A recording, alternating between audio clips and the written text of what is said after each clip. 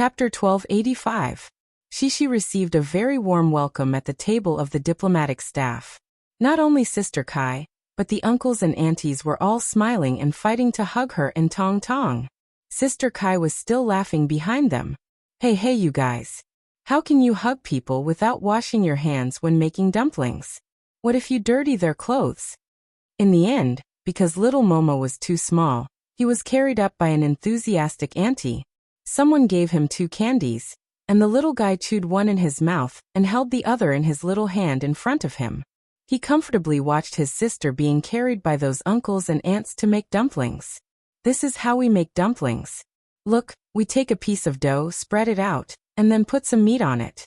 Then we pinch it with our fingers and the dumplings are ready. Big sister Xiao Kai taught Shishi, but she was clearly a rookie. Not only was the way she made dumplings, but the dumplings she made were so ugly that people couldn't bear to look at them. At first, Shishi listened patiently and watched curiously.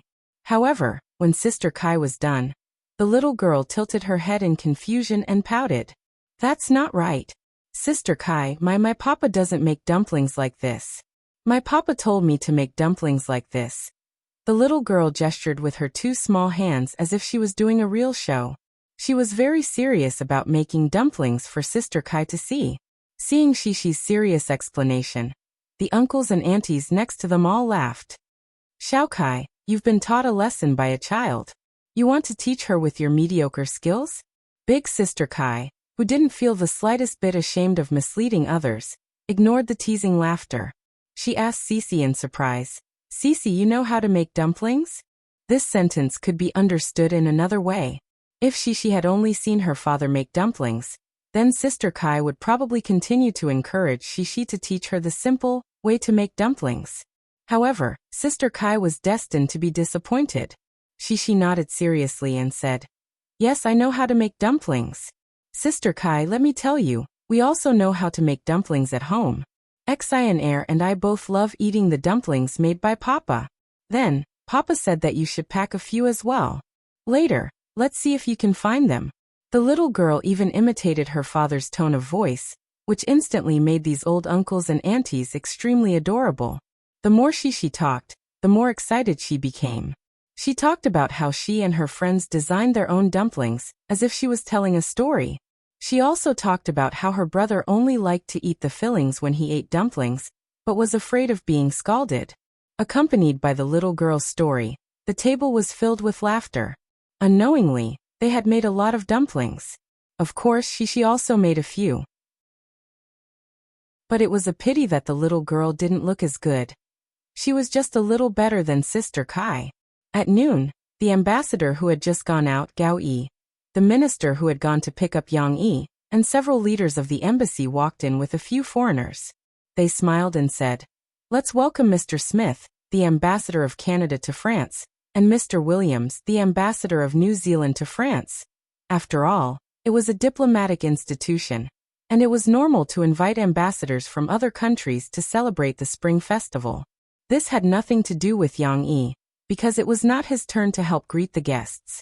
However, when the dumplings were in the pot, there were fewer people around Yang Yi and Murphy. Gao Yi walked over and whispered to Yang Yi, Just now there was news from France that their president is signing a document. It is estimated that the restrictions will be lifted tomorrow. If you are in a hurry to go back home, I will arrange the earliest flight for you. Obviously, due to the pressure of public opinion and the frequent pressure from the embassies of many countries, the French police had to give in. Moreover, they didn't want to lose face. The reason why Gao Yi took care of Yang Yi so much was not only because of Yang Yi's special identity, but also because someone in China said hello. And this person was not Guo Zhengyan, who was just a small mayor, but the former deputy commander of the Southwest Military Region, Lieutenant General Zhang Yazhong, who had now been promoted to Beijing. He was the big boss who had invited Yang Yi to be the spokesperson of the Southwest Military Region. Although France could not find any information and refused to admit their mistakes, in the hands of the senior officials of various countries, there was a piece of information about what happened inside the train station. In China, there was a lot of information about this. Although it had not been confirmed who did it, Zhang Yazhong had asked Luo Zongxing and Xin Xinyu.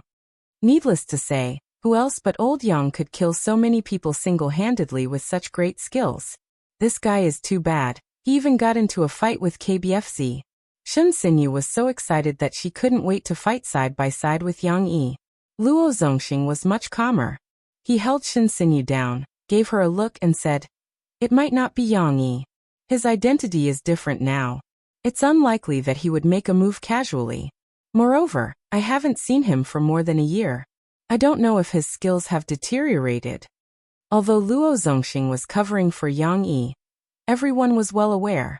In any case, these private discussions would not be leaked. Zhang Yazhong also asked for help and asked the embassy to help Yang Yi solve the problems as much as possible, so that Yang Yi could be brought back as soon as possible. After all, Yang Yi was also one of the military's own people. After knowing that they would be back in China soon, Yang Yi and Murphy looked at each other and smiled. Murphy also held Yang Yi's hand tightly. She was very happy. At noon, everyone ate dumplings together, and ate the reunion dinner prepared by the embassy's chefs. They celebrated Chinese New Year's Eve together with the time in China. Of course, an essential program for the Chinese New Year was watching the Spring Festival Gala. It was worth mentioning that the video they recorded in the morning was also shown on the Spring Festival Gala. Yang Yi and his family appeared in the French embassy, which caused quite a stir in China. Of course, during this time, Yang Yi's phone calls were endless. The calls from his relatives and friends across the sea were basically nonstop. It was not until the Spring Festival Gala ended, and people in China fell asleep to the sound of firecrackers, that Yang Yi's situation finally calmed down. The Chinese New Year's Spring Festival Gala had ended, but in Paris, night had just fallen. The embassy's own celebration of the Chinese New Year had just begun. After the ambassador gave a simple speech, he smiled and said, "Let's not beat around the bush. Tonight, a celebrity couple, who can't be invited even if we spend a lot of money in China, will come to our banquet hall. We can't let them go. Yang Yi, Murphy, why don't the two of you perform first?" This was already discussed. Yang Yi and Murphy had also practiced this new song in private. Therefore, Yang Yi stood up with a smile and made a gentlemanly gesture of invitation. Murphy gently held Yang Yi's outstretched hand. The two of them looked at each other sweetly and walked to the center of the banquet hall.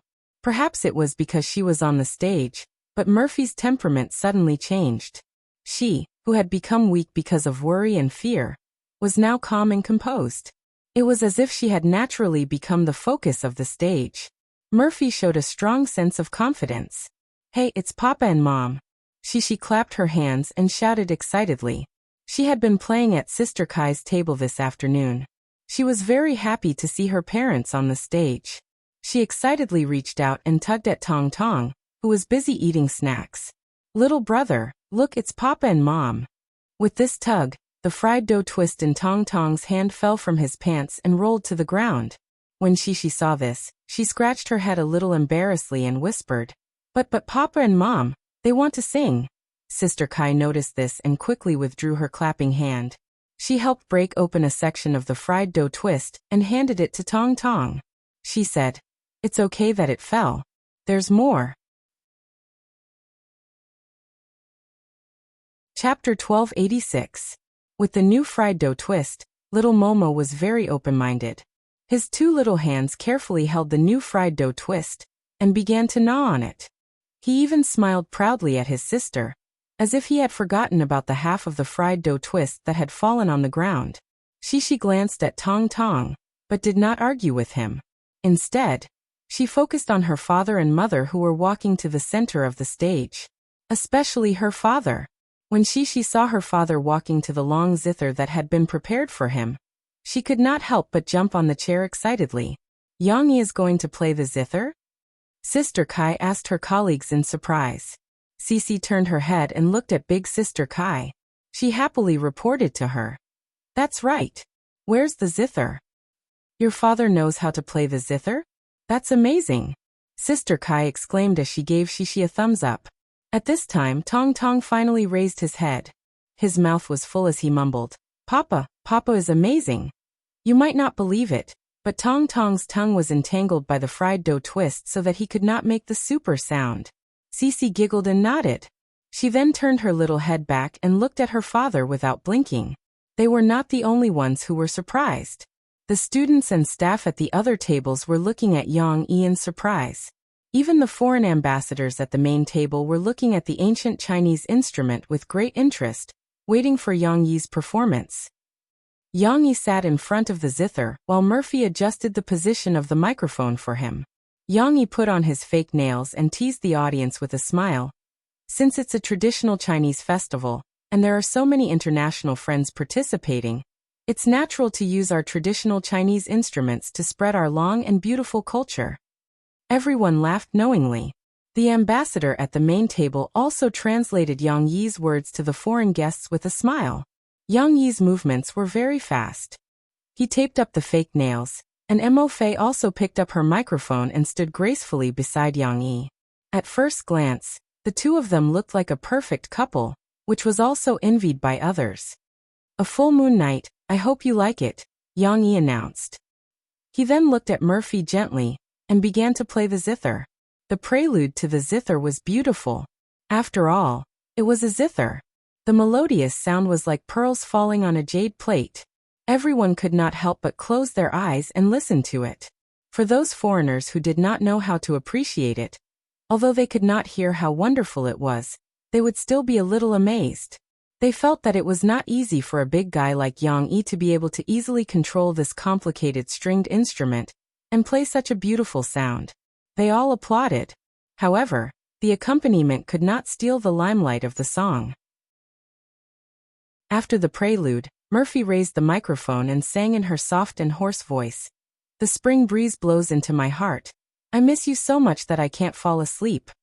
Why can't you understand the meaning of the falling flowers? You can only look at the bright moon outside the window. The lyrics were a bit like a young girl's tenderness, sweet and sorrowful, but Mo Fei's voice was not as sweet as a young girl's. It was even slightly hoarse, as if it carried the sadness of time.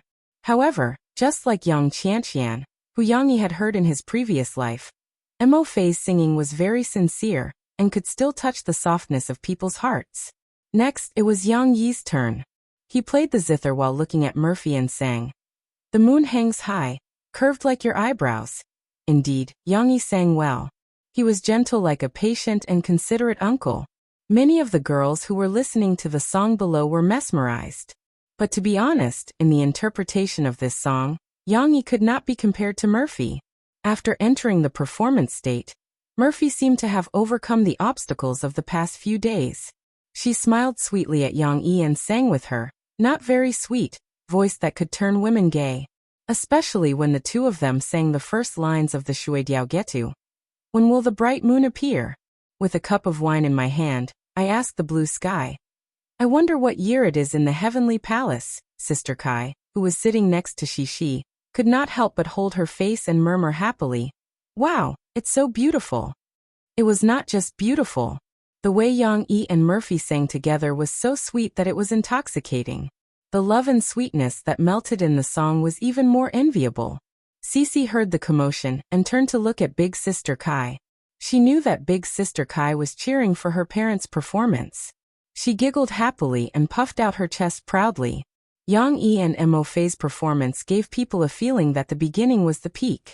The next few programs performed by the versatile international students, although there were interesting skits and French songs, which still won the applause of the audience, compared to them, it always gave people a feeling that something was lacking. It was not only the performances that were lacking. After Shishi and Tong Tong finished their performances, they returned to their parents' side. Sister Kai's table also lost a lot of chatter and laughter. But fortunately, Shishi still had a performance to perform. After the ambassadors pushed each other and sang a song, the host of the gala went over to invite Shishi to play the piano on stage when the performance was about to become even more dull. Yay! Shishi, Shishi, Shishi. Under the cheers of a few students who were a little excited after drinking some red wine, Sister Kai also smiled and raised her arms to cheer in unison. Everyone was so enthusiastic that Cece, who had just come down from the chair, felt a little embarrassed. She twisted her little butt in embarrassment and threw herself back into her father's arms. She hugged her father's arm while sticking out her little head and looking outside shyly. Tong Tong, who was snuggling up to his mother out of boredom, heard everyone shouting his sister's name. It took him a while to come back to his senses. He propped himself up on his chubby arms and looked at his sister. Then he looked left and right at his excited brothers and sisters with a confused expression. What's wrong? What's wrong with my sister? When Yang Yi saw that she was embarrassed, he smiled and held her hand. He stood up and said gently, "Let's go. Play to Alice for everyone.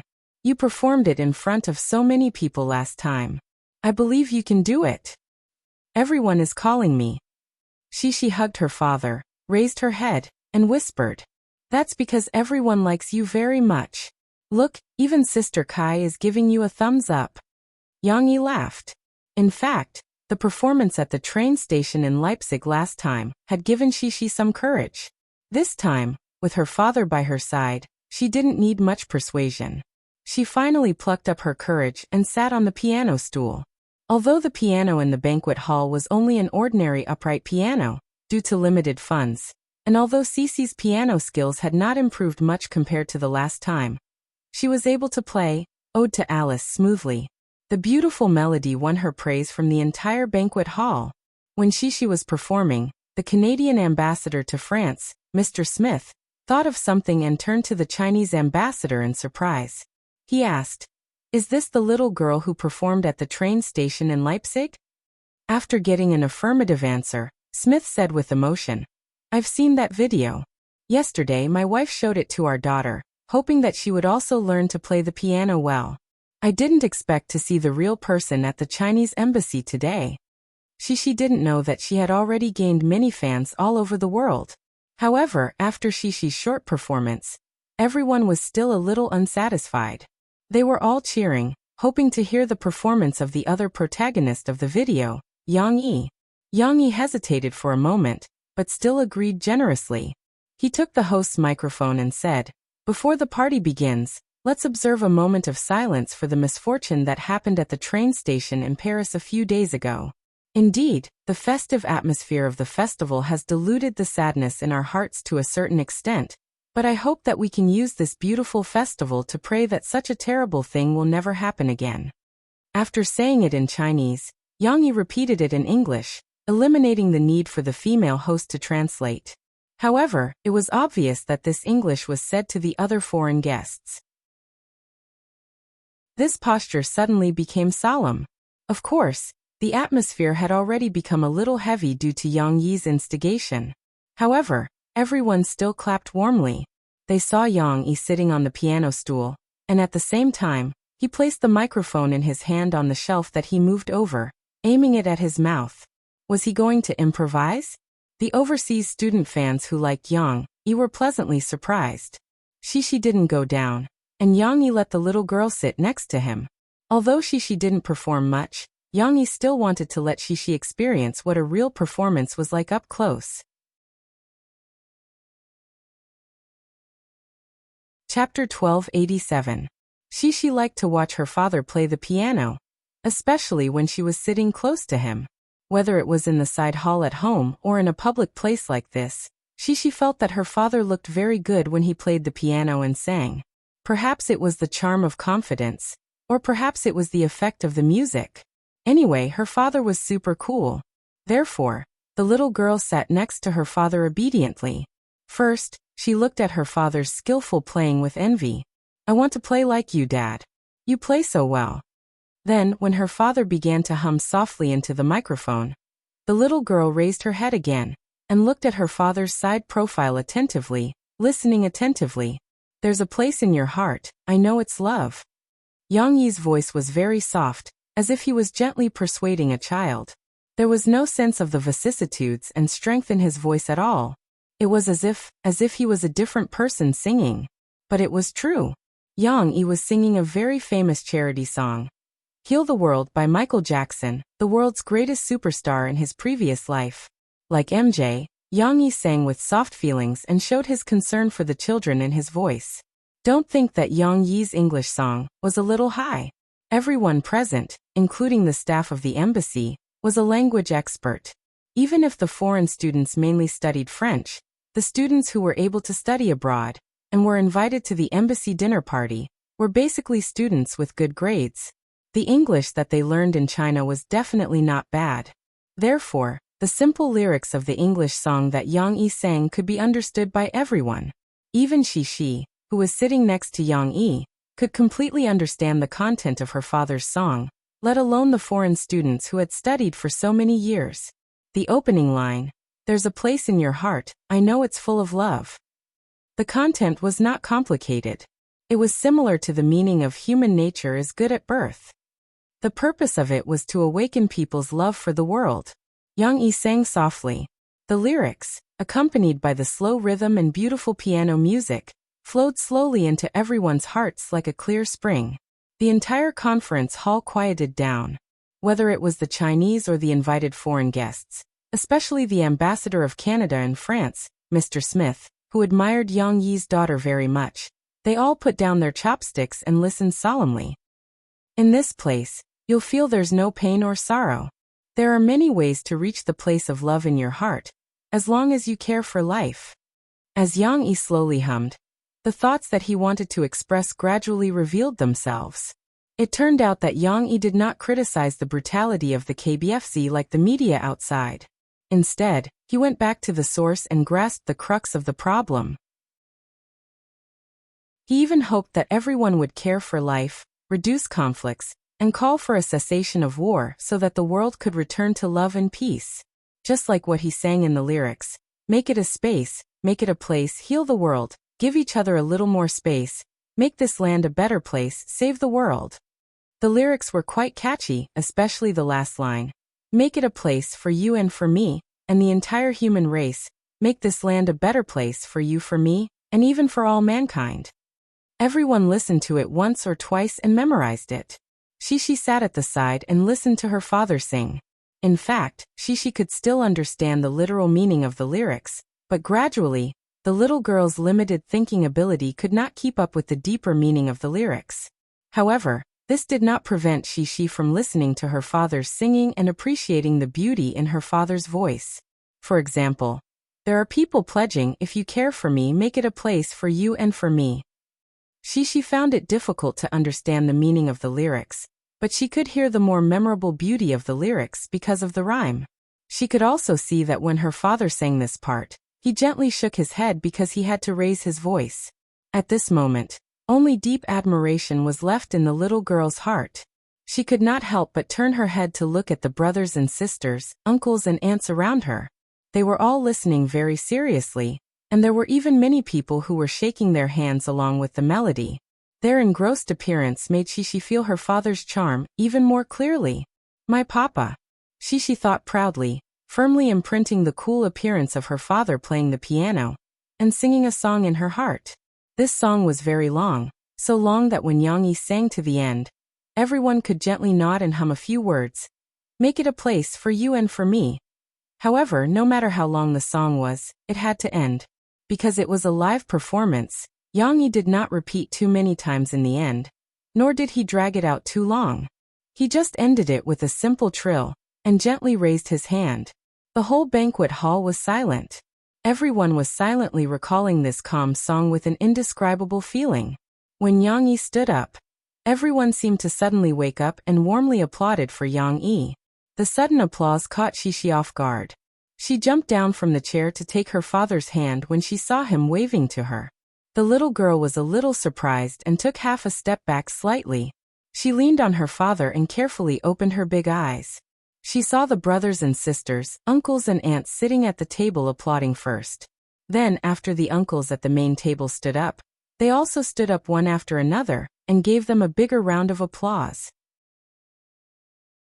There seemed to be an indescribable sense of honor spreading in the little girl's heart. Xi felt her little hand being squeezed by her father. She came back to her senses and looked up at him. Then, under her father's signal, she nervously turned around with him and bowed to the audience. At this time, the little girl heard a tall foreign uncle at the main table ask, "Yang, what's the name of your song?" Xi knew that this was a question for her father. The little girl turned to look at her father, only to see him calmly nod and reply in a manner that was neither servile nor overbearing. "The world." Then Xi saw the tall foreign uncle give her father a thumbs up and praise him. "Thank you," And you're right. Thank you. You're right. We should be more concerned about life and creating a better world. For some reason, Shishi felt that this uncle's praise and recognition of her father seemed to carry a lot of weight. Many people cheered and applauded for this. However, before Shishi could react in a trance, the little girl was surprised to see the tall foreign uncle give her a thumbs up again. He smiled and said, "And you, little girl, you're the best piano player. My daughter and I both like your performance very much. Keep up the good work." This sudden praise caught Shishi off guard. The little girl was a little embarrassed and hid behind her father. Her well-behaved and cute appearance once again won her the love of everyone's laughter. Chapter 1288. The next afternoon, at the international airport in Paris, Ambassador Gao Yi sent off Yang Yi's family, who had taken the first flight home to Shanghai after the restrictions were lifted, on behalf of the embassy. Since Sister Kai was not very busy with work, she also volunteered to come and send off Shishi on behalf of all the staff members who liked her. Lu Weisha's family originally wanted to come as well. David and the others were also worried sick when they heard from the news that Yang Yi's family was in danger. However, Yang Yi didn't want this small matter to affect his friend's work and studies, so he didn't agree. After much persuasion, Lu Weisha's family finally gave up on the idea. However, before boarding the plane, Sister Kai, who was still relatively young, couldn't help but feel sad in her heart. She hugged Shishi and cried, "Shishi, I really can't bear to part with you. You've brought us so much joy these past few days." Big sister Xiao Kai squatted on the ground like a child, holding Shishi's hand with tears in her eyes as she sobbed. "Sister Kai, don't cry, okay? If you cry, I want to cry too." Sob sob. Shishi seemed to resonate with Sister Kai, and her eyes suddenly turned red.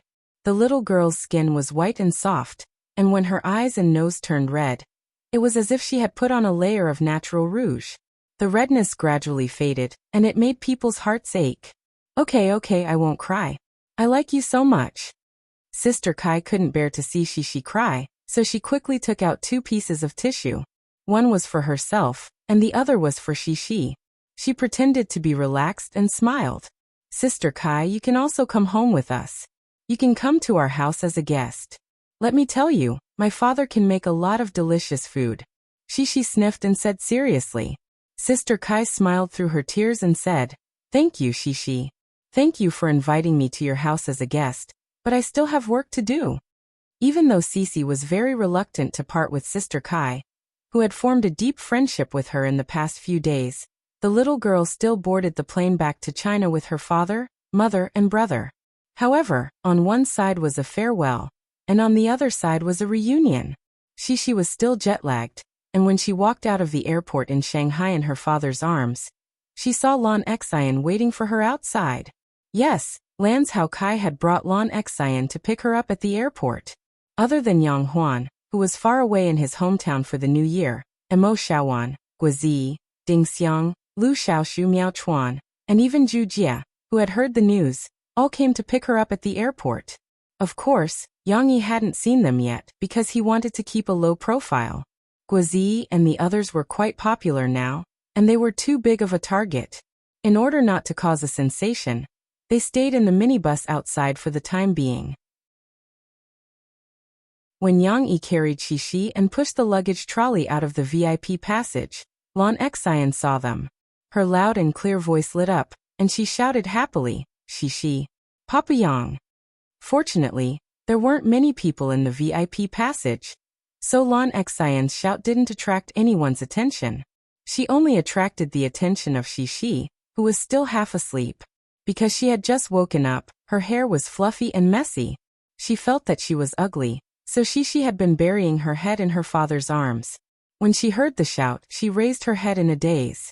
Suddenly, the little girl couldn't help but shout in surprise, "Xian air!"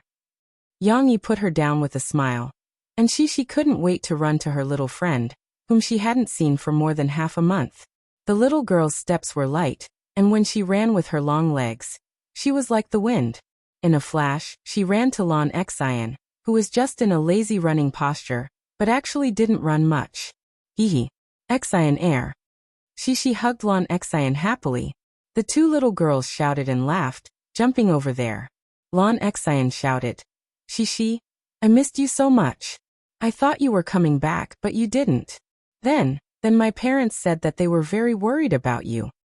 Papa said that he can't come back yet, so we stayed in a big house first. But we're all Chinese. Cece described her experience in the past few days to her friends with a smile of exultation. Yang Yi and Murphy, who was holding Tong Tong, followed behind. Lance Hao Kai was a little emotional. He also hugged Yang Yi. Although he had a lot of questions, he only had one sentence left. He patted Yang Yi on the shoulder, breathed a sigh of relief, and said with a smile, "It's good that you're back, it's good that you're back." Wu Jingjing, on the other hand, pulled Murphy aside and asked about her well-being. The two women whispered and chatted happily. Yang Yi also missed Lon Xian. Without the chubby little girl running around in front of him looking for food, Yang Yi always felt that something was missing. Therefore, after a few simple words with Lance Hao Kai, he turned around, lowered his head, and patted Lon Xian on the shoulder. He smiled and teased her. "Xianaire, come, give Papa Yang a hug. Let's see if you've gained weight after playing with your grandparents. If you've gained weight, Papa Yang will have to supervise your exercise later." Lon Xian actually deliberately ignored Papa Yang. Now that she heard Papa Yang's words, her little mouth pouted even higher. The chubby little girl couldn't help but snort and say, No, I don't want to be hugged by you." As if she was no longer sleepy, she pulled her little friend's hand and hid while mischievously shouting to her father, "Papa, you have to carry both of us up." "What's so difficult about that?" Yang Yi laughed heartily. He took a step forward with his long legs and caught the two giggling little girls. He held Shishi and Lon Xian in his arms like two bags. "You've gained weight, you've gained weight. Xianaire, you've eaten too much delicious food at Grandpa and Grandma's house." Yang Yi smiled and teased Lon Xian. "No, Shishi has gained weight." Lon Xian giggled, pointed at Shishi and shouted loudly, "I didn't, haha, Xianaire has gained weight." Shishi also shouted, and the alliance between the two girls suddenly collapsed. When they returned to the minibus, Shishi and Lon Xian didn't want Yang Yi to leave. They followed him like two little followers. When Yang Yi finished greeting everyone, Shishi and Lon Xian dragged Yang Yi to sit at the back. In this way, Yang Yi could sit facing the aisle, and the two girls could happily sit on both sides of him. These two guys. Murphy smiled gently and shook her head. She and Wu Jingjing sat together and chatted. Mo Xiaowan and Ding Xiang sat behind them. The few women gathered together and had a lot to talk about. When the minibus was on the highway back to Jiang City, the chatter in the bus gradually weakened. Because Tong Tong and Shishi didn't have jet lag and were sleepy, no one dared to disturb them. However, Lon Xian's eyes turned. She knelt on the seat and climbed up with her father's arm. "Father Yang, I missed you so much. You're home so late." When no one was looking, Lon Xian finally giggled and acted coquettishly with Papa Yang. "I can't help it. In fact, I also wanted to come back early." Yang Yi rubbed the chubby girl's head and said, "Then when you were abroad, did you learn how to cook those delicious food? Cece has already shown me the photos. They're super yummy, I can still remember them." Lon Xian giggled as she puffed out her tummy.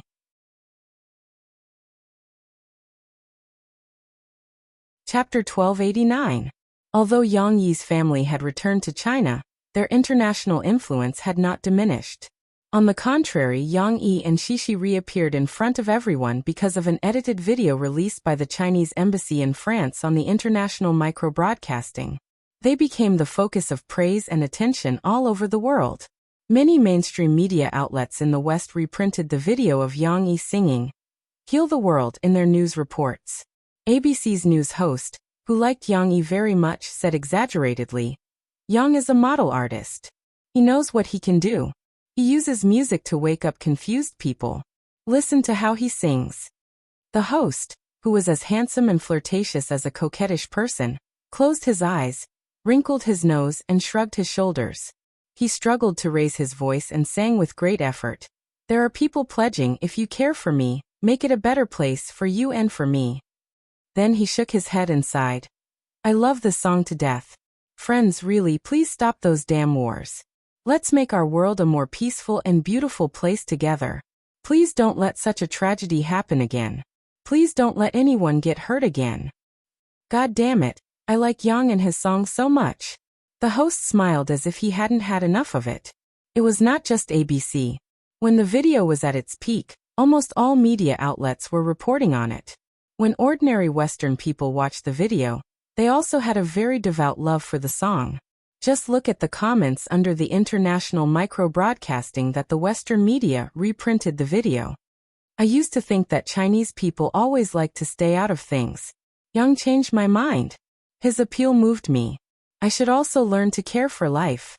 I didn't expect a Chinese musician to be able to write such a meaningful English song. But later, when I checked Yang's previous songs, I realized that I was ignorant. My favorite song, Diamonds, was actually written by him. What's more, it was originally sung by his wife. Yang is an excellent musician, and he is also a good person with a heart of gold.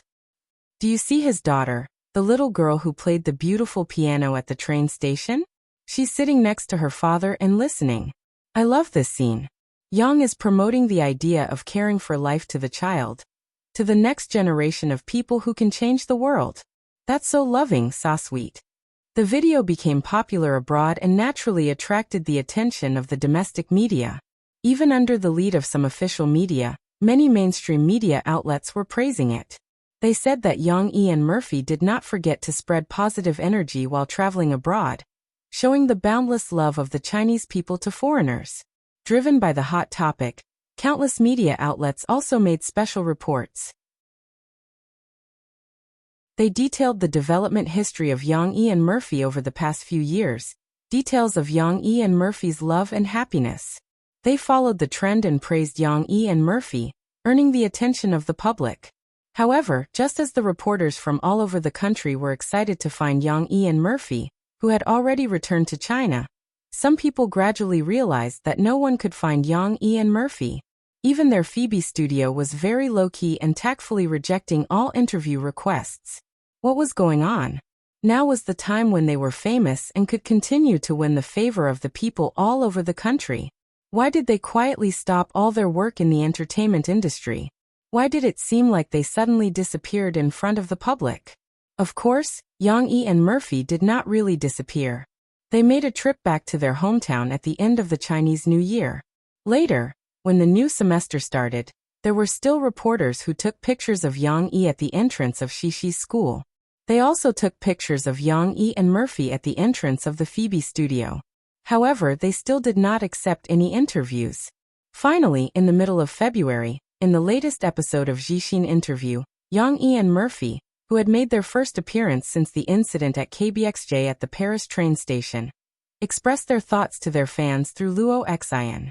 It turned out that after surviving a disaster, Yang E and Murphy realized the value of life. They also hoped to spend more time with their families and take care of their children's healthy growth. At this point, the audience could only complain helplessly. Don't you spend enough time with your families?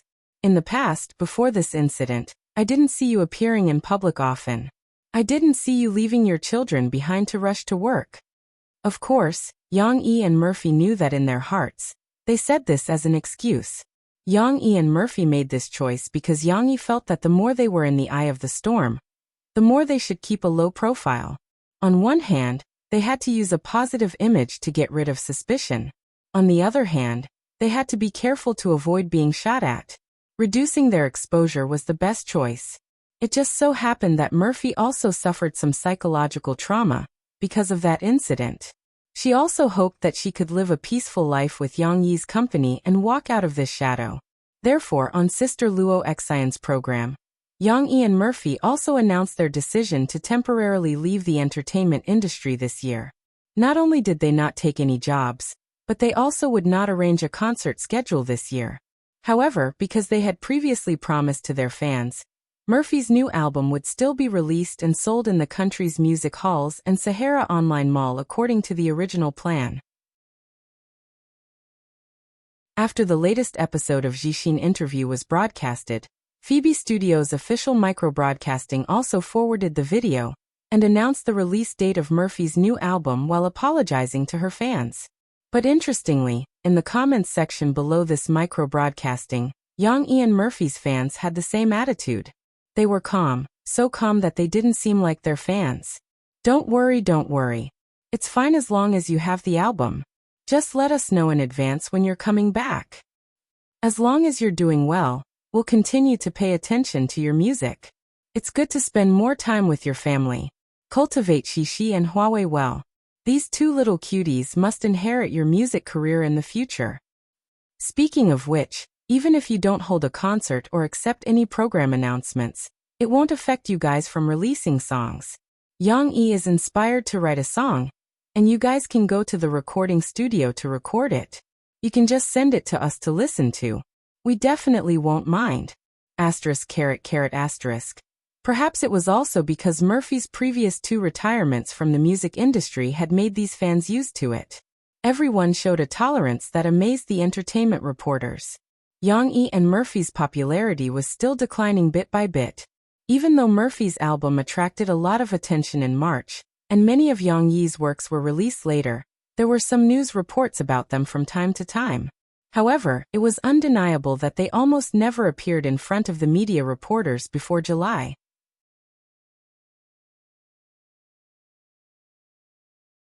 Chapter 1290.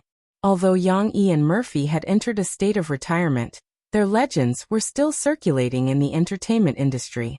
First of all, after the Spring Festival, the large-scale anti-corruption TV series, In the Name of the People, began airing on Jiangnan TV station's primetime slot. This TV series became popular before it was aired, because its scriptwriter was Yang E.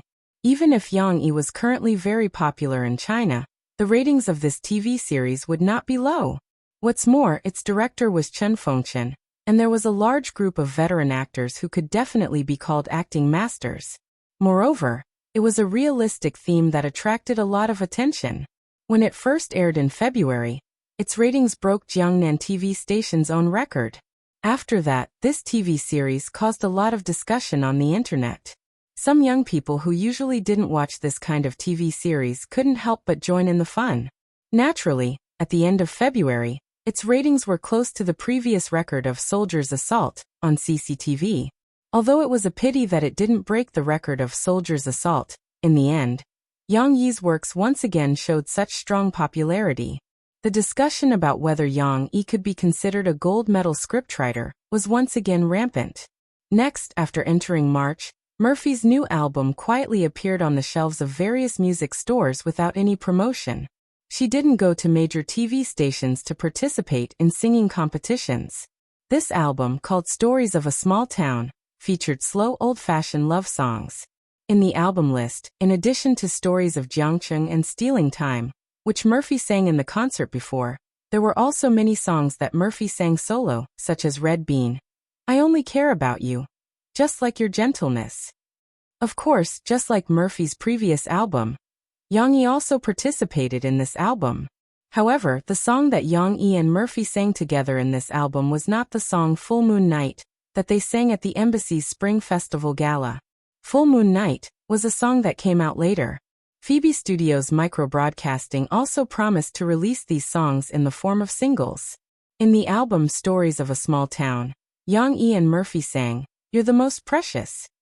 This song was more affectionate than Full Moon Night. After all, in Yang Yi's previous life, this was a song sung by the god of songs. With so many fine songs, Murphy's new album Stories of a Small Town naturally showed excellent quality that surprised the fans. Although its release didn't deliberately create a big momentum in advance, after its release, it was still the album that all the music critics rushed to comment on. Even as early as the end of February, a music magazine ranked the most anticipated album in March. Murphy's new album ranked first on both the music critics and music fans lists. But what surprised the entire music industry and caused a heated discussion was the album's results after its official release. Because Murphy didn't participate in any TV station's music chart program, the songs of this album couldn't be seen on the New Song Elite list, the Music Power list, and other related lists. But in addition to these lists, Murphy's new songs still showed the performance of dominating the other lists. On the New Song Bestseller list, the first song was Red Bean.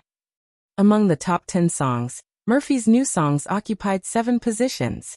There was no suspense on the radio new song chart. The first place was dominated by the confession song, I Only Care About You. In addition, 5 of the top 10 songs were from the Stories of a Small Town album. Of course, the most important list was the new album sales chart. From the first day of March, Stories of a Small Town showed amazing strength.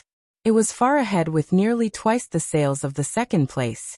Although many singers chose to delay the release of their albums in order to avoid Murphy's limelight, Murphy's new album showed the same strong performance as her Say It Yet album released at the end of the year before last, which shocked the whole music industry. And the music media kept exclaiming, "The wolf is coming." An album, without much publicity investment, could sell such a performance, which was enough to make people sigh with emotion about Murphy's charm and Yang Yi's strength.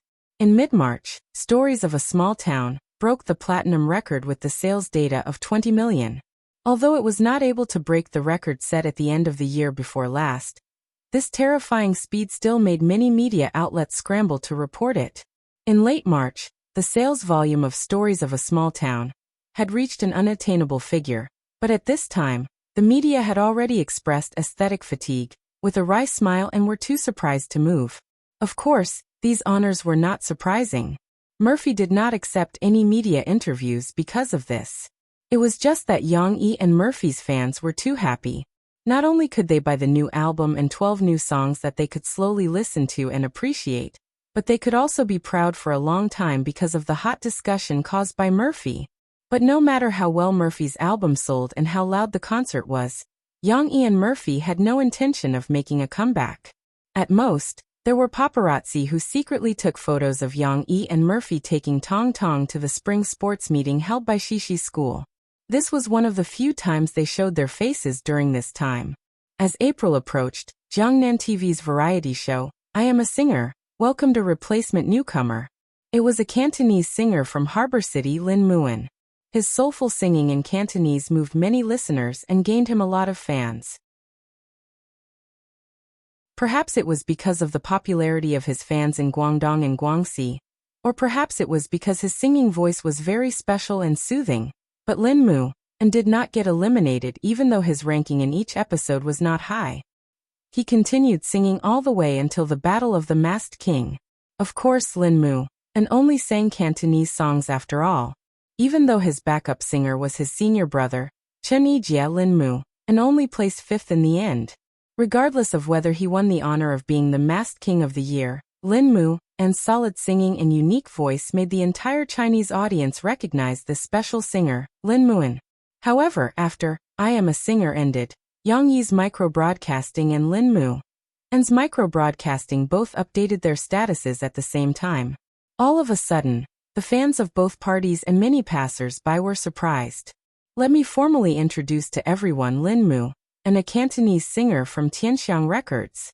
He's also my little brother. Back then, he came to Jiangqing with his girlfriend and started singing at my coffee shop. Now he's finally made a name for himself with his own efforts, and has realized his dream of singing Cantonese songs in front of the whole country. Please support him. Yang Yi's micro-broadcasting also included a photo. It looked like it was taken recently. Lin Muan and his wife, Ran Jin, were sitting at a coffee table with Yang Yi and Murphy. Lin Muan also thanked Yang Yi for his previous nurturing in the micro-broadcasting. He took the initiative to mention that he was introduced to Chen Yijie's company by Yang Yi. He also learned singing from Yang Yi, Murphy, and Yang Yi's producer, teacher Jining Ming. Many mushy words did not need to be repeated. Lin Muan and Yang Yi's micro-broadcasting interaction surprised many media reporters. They thought that Lin Muan's participation in I Am a Singer was not only due to his own ability, but also due to the operations of Tianxiang Records behind him. However, they did not know that Lin Muan actually had such a relationship with Yang Yi. However, whether it was the media or the public, they still had a good impression of Lin Muan. Many of the entertainment industry's verified accounts praised Lin Muan and Yang Yi's approach. After all, if it was exposed in advance, not only would it make Lin Muan more famous, but it would also affect the final results of I Am a Singer. Now that the dust had settled and Yang Yi and Lin Muan announced it on micro-broadcasting, The friendship between these two capable singers would become a much-told story in the entertainment industry.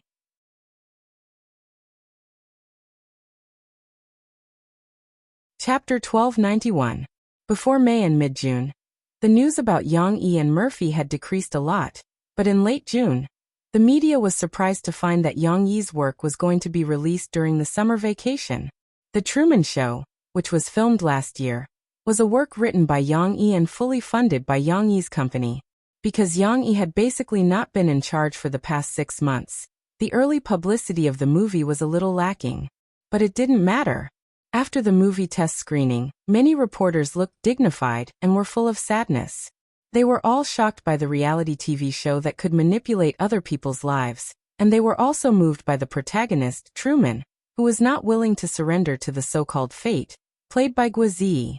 The movie is so illusory that it makes people feel like it's telling a story from another world. But it's so real that you always have a fear that it may happen around us in the near future. The scenes in the movie are shocking.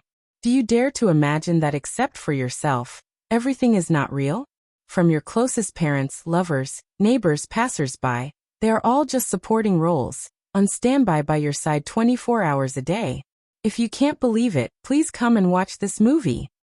Yang Yi is indeed a master of manipulating people's hearts. His new work has once again shocked people's hearts. There is no need to elaborate on the content. Come to the cinema, and you will experience a new spiritual baptism. There is an old Chinese saying, life is like a play, and a play is like life. But if you find out that your life is really just a play, how will you react? I like Guozi's performance. He vividly portrayed Truman's struggle and efforts. In this movie, he seems to be Truman himself. From him, you will understand that you can never stop a heart that pursues the truth and freedom. After the test screening, whether it was the passers-by's comments on movie review websites or the film critics' comments in their own columns, they all gave good reviews without exception. Almost all of them were 5-star reviews, and the final score after the test screening was as high as 9.3. Many netizens who were waiting for the summer vacation to watch the movie were looking forward to it. But the main actor of this movie, Comrade Fatty Guo, was now going through the greatest mental torture of his life. It's over. Guo had been recording The Ultimate Challenge with teacher Dan Hongkue for a long time, so he had also learned a few northeastern dialects. He ran to Yang Yi's house and asked Yang Yi for advice with a conflicted expression. What did you do? Yang Yi asked in surprise. Guo wanted to say something, but when he turned around, he saw Shishi and Tong Tong standing beside the sofa.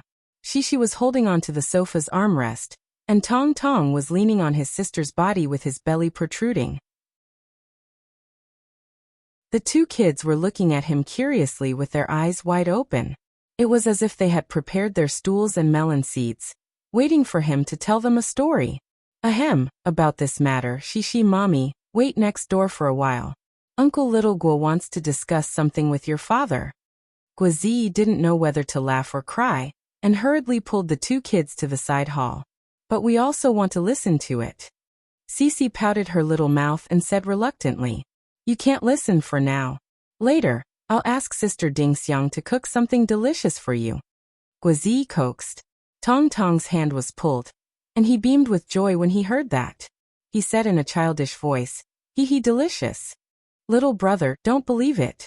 Uncle Little Guo is lying to kids. She said, but she was still giggling.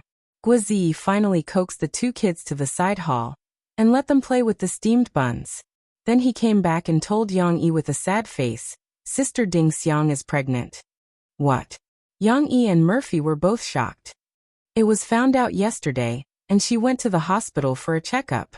Guo smiled foolishly, scratched his head embarrassedly, and then sighed. It was obvious that he had a lot going on in his mind. How many months has it been? Mo Fei asked with great interest. Less than 3 months. Then what are you going to do? Yang Yi asked. Murphy interrupted them discontentedly and said, what else can I do? Ding Xiang is pregnant. Little Guo, you should get ready to marry her. Don't be like your brother Yang, who waited until I was pregnant with my second child before marrying me. Yang Yi shook his head helplessly. I also want to marry Sister Ding Xiang, but alas. Guo said hesitantly. It turned out that he and Ding Xiang had planned to wait for the movie, The Truman Show, to be released and win the Best Actor award before coming clean with their family. However, The Truman Show was released, and before the award was settled, Ding Xiang found out that she was pregnant. This disrupted Guo and Ding Xiang's plan, and they both panicked. You should tell your family quickly. Don't wait until Ding Xiang is pregnant before getting married, Murphy said in a critical tone. Guo said worriedly. But if I tell my family directly, will it backfire? I'm worried that if I argue with my family, it will affect sister Ding Xiang's mood. Now that Ding Xiang was pregnant, Guo wanted to take care of her carefully. You have to tell them sooner or later, right? Now is the time. Yang Yi and Murphy gave Guo an idea. However, no matter how much his friends said, Guo had to deal with this important life event. He went back and thought about it. With Yang Yi and Murphy's opinions, as well as his own ideas, Guo took action. On June 20th, although it was 620 and not 520, Guo posted his marriage certificate on micro-broadcasting and tagged Ding Xiang. Life is not a game.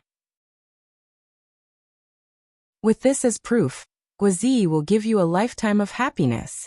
Ding Xiang, who didn't have any official comments, also forwarded Guo's micro-broadcasting on her private micro-broadcasting and said affectionately, "Please take care of me for the rest of my life." With the sudden confession and marriage certificate, Guo, who was about to step onto the next level of his career with The Truman Show, actually announced his marriage. This caused an uproar among the media reporters, and the onlookers were even more confused. What? When did he fall in love? How did he get married? Some time ago, some media outlets wrote that Guo, who was about to become famous, was a potential stock.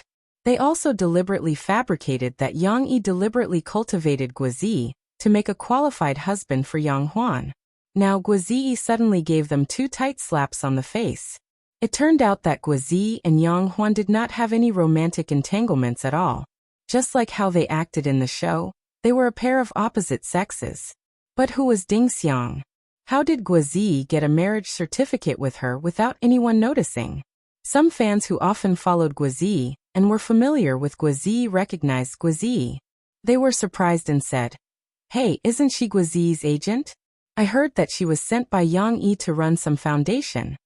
An actor falling in love with his agent, as long as he didn't get involved, this might be a great story in the entertainment industry. But for Guo, his challenge had just begun. He secretly got the marriage certificate and couldn't wait to announce it to the public. That night, Guo summoned up the courage to go home. "Don't worry, you stay at home and drink your soup. I'll be back soon. Don't worry, I'll definitely be able to convince them. I'm very confident." Guo opened the courtyard door and called Ding Xiang with high fighting spirit. With a smile, he put away his phone and opened the door with his head up and chest out. Bang! Comrade Guo knelt down heavily on the floor of the living room. All his movements were natural and smooth, just like Messi, who stopped his leg, put his foot on the ground, and shot his leg. Guo, who was sitting on the sofa with her parents in fear, was also dumbfounded by what she saw. "Dad, Mom, please blame me for acting first and reporting later. Please don't blame Ding Xiang and don't scold her. She has a baby now. What's there to be unhappy about? Please scold me." Guo knelt on the ground and said with his head lowered. 2 minutes later, Guo ran out of the house in a panic. Behind him, a shoe smashed out, followed by Tan Huijian's exasperated scolding. "Stupid brat, you actually left Xiaoding outside. If you don't bring Xiaoding back tonight, see how I'll beat you to death."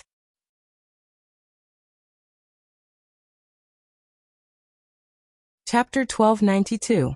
It was July, and this time, the media's focus was on Yang Yi, who had not appeared for a long time, because the amusement park, which had been reported many times, was finally going to welcome the news of its trial opening.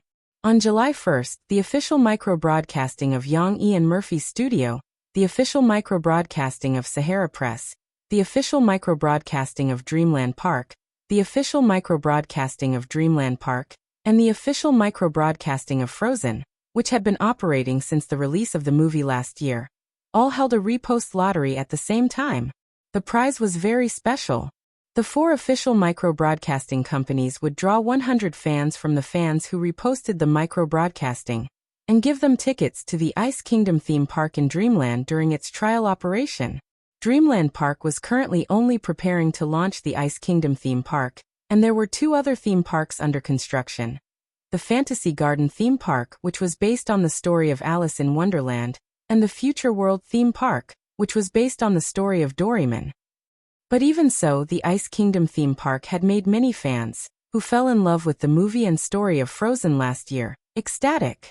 But it was worth mentioning that the 4 official micro-broadcasting repost lottery activities, in order to prevent people from maliciously manipulating the tickets, limited the participation of fans who followed before that date. In addition, there was also a restriction on real name users, because the tickets would also be real name users, and they would need to check their ID cards and tickets before they could enter. However, this lucky draw was not just a cold rule. It also reflected the care and concern of a human being. Below the micro-broadcast, there was also a detailed description of the fans who had won the ticket. If they were married or had children, as long as they brought their household registration book and the user marked on the ticket, they would be able to bring their wife or husband, as well as their children, to the amusement park for free. This is blatant discrimination against single dogs and unmarried friends. Although there were still fans complaining about this rule, in general, everyone praised Yang Yi's generosity, which had solved the needs of many families with children. Hurry up and get married, Boss Yang Yi can't stand it anymore. July 23rd to July 26th was a big day for the trial operation of Dreamland Park. After the trial operation, the park would rest for 5 days and make minor adjustments according to the feedback. Then, from August 1st, Dreamland Park would officially open to the public. However, on July 22nd, many lucky fans who had been selected had already brought their families to Jinling City in Jiangnan. There were even many fans who did not win, but were a little unwilling to give up and came to join in the fun. There were also many reporters who had heard the news, and they gathered in Wuqing County, which had become a star city in Jiangnan, and were waiting to participate in tomorrow's opening ceremony. Both Jinling City and Wuqing County, to maintain a strict culture and hygiene, in order to maintain the local image, under the attention of the whole nation's citizens. Wuqing County even decorated with lanterns and decorations, as if at the new year. Merchants also took the opportunity to hold activities, to provide a good shopping. However, no matter how lively it was outside, no one knew that while they were all looking forward to it, a group of children and their parents had already started their day trip to the amusement park. Needless to say, this group of children was Xixi, Tong Tong, Lan Xian, and Xixi's friends, Lu Xiaoyu, Yu Xiaowei, Chen Shiyan, Nan Zhaoyu, Yang Luoqi, and Lu Weixia, who had already agreed with Xixi to fly over from Sweden with her mother. Today was a special day for Xixi and her friends. Yang Yi told Xixi that she would be the first to visit the amusement park built for her.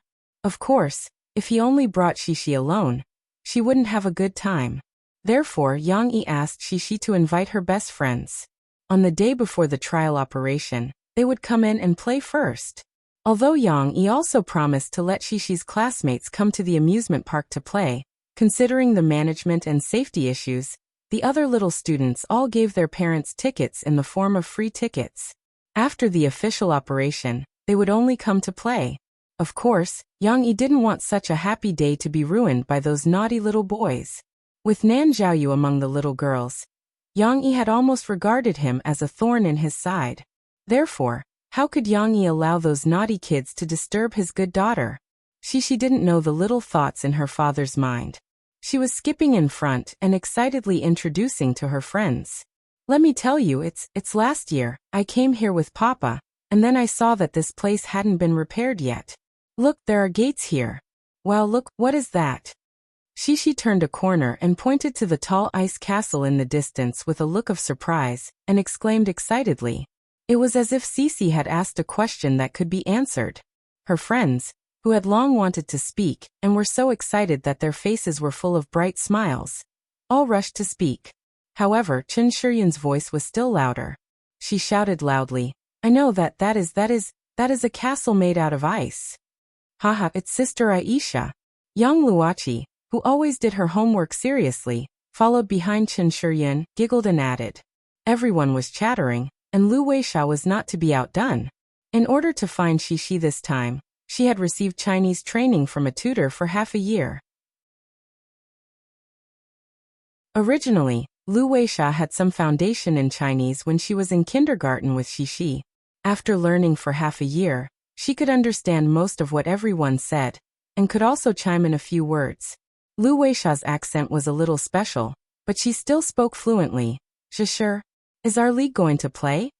However, when she said that, Cici couldn't understand what Lu Weisha was saying amidst the clamor of everyone's discussion. They switched back to Swedish. After a while, Shishi beamed with joy and said in Chinese, I know Lu Weisha. That's right, this is what we are going to play later. Tong Tong had grown up for half a year, and he had changed a lot. He had grown a lot taller, and his walking had become more solid instead of wobbly. However, at 2.5 years old, he was still a baby. Tong Tong still had his trademark bulging tummy, and his little cheeks were still chubby and pink, making people want to pinch them. In order to avoid the scary eyes of the adults, Tong Tong did not want to be with his mother. He was proud of himself, holding Sister Xiaowei's hand in one hand and Sister Lu Weisha's hand in the other. In order to keep up with his sisters, he walked happily, but he did not feel tired at all. In comparison, Chen Shiyun's younger brother, who was slightly older than him, was a little lackluster. He was carried by his mother, unwilling to get down to walk. While the little fellows were chattering away, the adults were also following behind, chatting and laughing. Boss Lon, look at how happy you are. The properties around you are selling well, right? Chen Guoqiang asked with a smile. How much have the property prices in Wu County Town increased recently? Lans Hao Kai waved his hand cheerfully. Not bad, not bad. It's all thanks to Yang Yi. Wu County Town is developing very well now, and the province is preparing to turn it into a tourism and economic development zone. Hey, do you guys think that a small investment in Wu County Town would be profitable? Chen Guoqiang's mind was very nimble and he spoke up. Let's not talk about this for now. Today, our mission is to accompany the children, have fun, and enjoy ourselves to the fullest. As for business, let's go back and eat before we talk about it, right? Lans Hao Kai spoke very well, and it was very comforting to listen to. He even patted Yang Yi's shoulder and said with a smile, Yang Yi, now that we are in your territory, why don't you introduce us to the fun places here?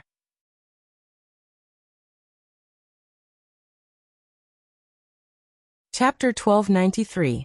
What was so fun about the Ice Kingdom theme park in the City of Dreams? That was too much. It would take half a day to talk about it, not to mention the time it would take to play. Yang Yi clapped his hands with a smile and gathered the children together. He said, Children, today, we'll take advantage of the fact that the sun is not very hot. Let's walk outside and see who can find the most cartoon characters on this curved street. Then, when it's almost noon, we'll go to the snow castle again, okay? Yang Yi still had a strong appeal among this group of children. When he spoke, almost every child looked at him attentively. When he finished speaking, it was as if the little guys had become active again. They jumped and jumped happily, clapping their little palms and shouting, Okay. Shishi was also excited. The little girl had also been carefully dressed today. She was wearing a dress with a top and a skirt, a white sleeveless top, and a black yarn skirt that was actually connected. A few layers of gauze covered her, making her look elegant and elegant. It was also exceptionally breathable and comfortable to wear. After all, the weather in July was a little too hot.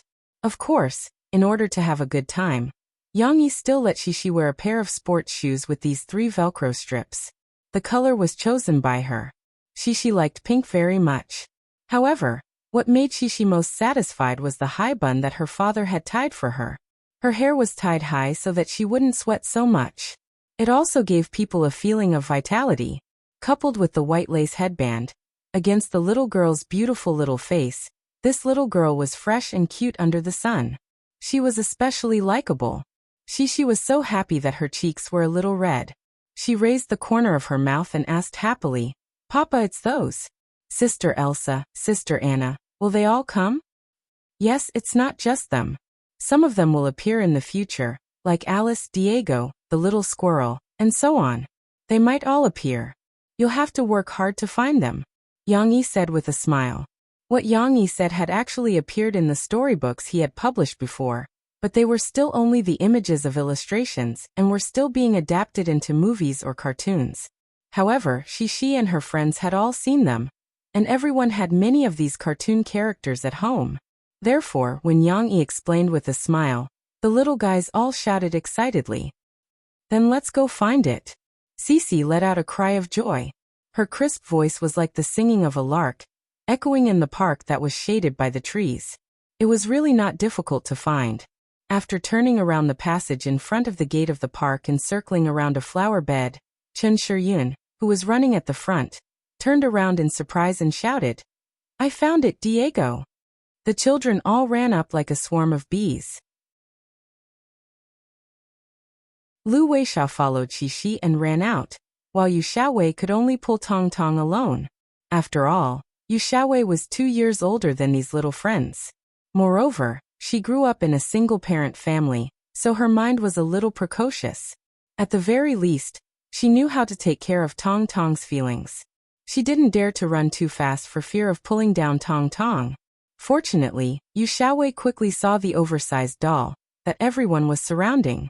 Her anxious mood could slow down a little. This isn't Diego, this is Sid. Sid can stand up and howl. Lu Xiaoyu giggled, baring her fangs and brandishing her claws to show Sid's daily comical appearance. No, this isn't Sid either. Sid is a man, and this one has hair. It should be a woman. I remember.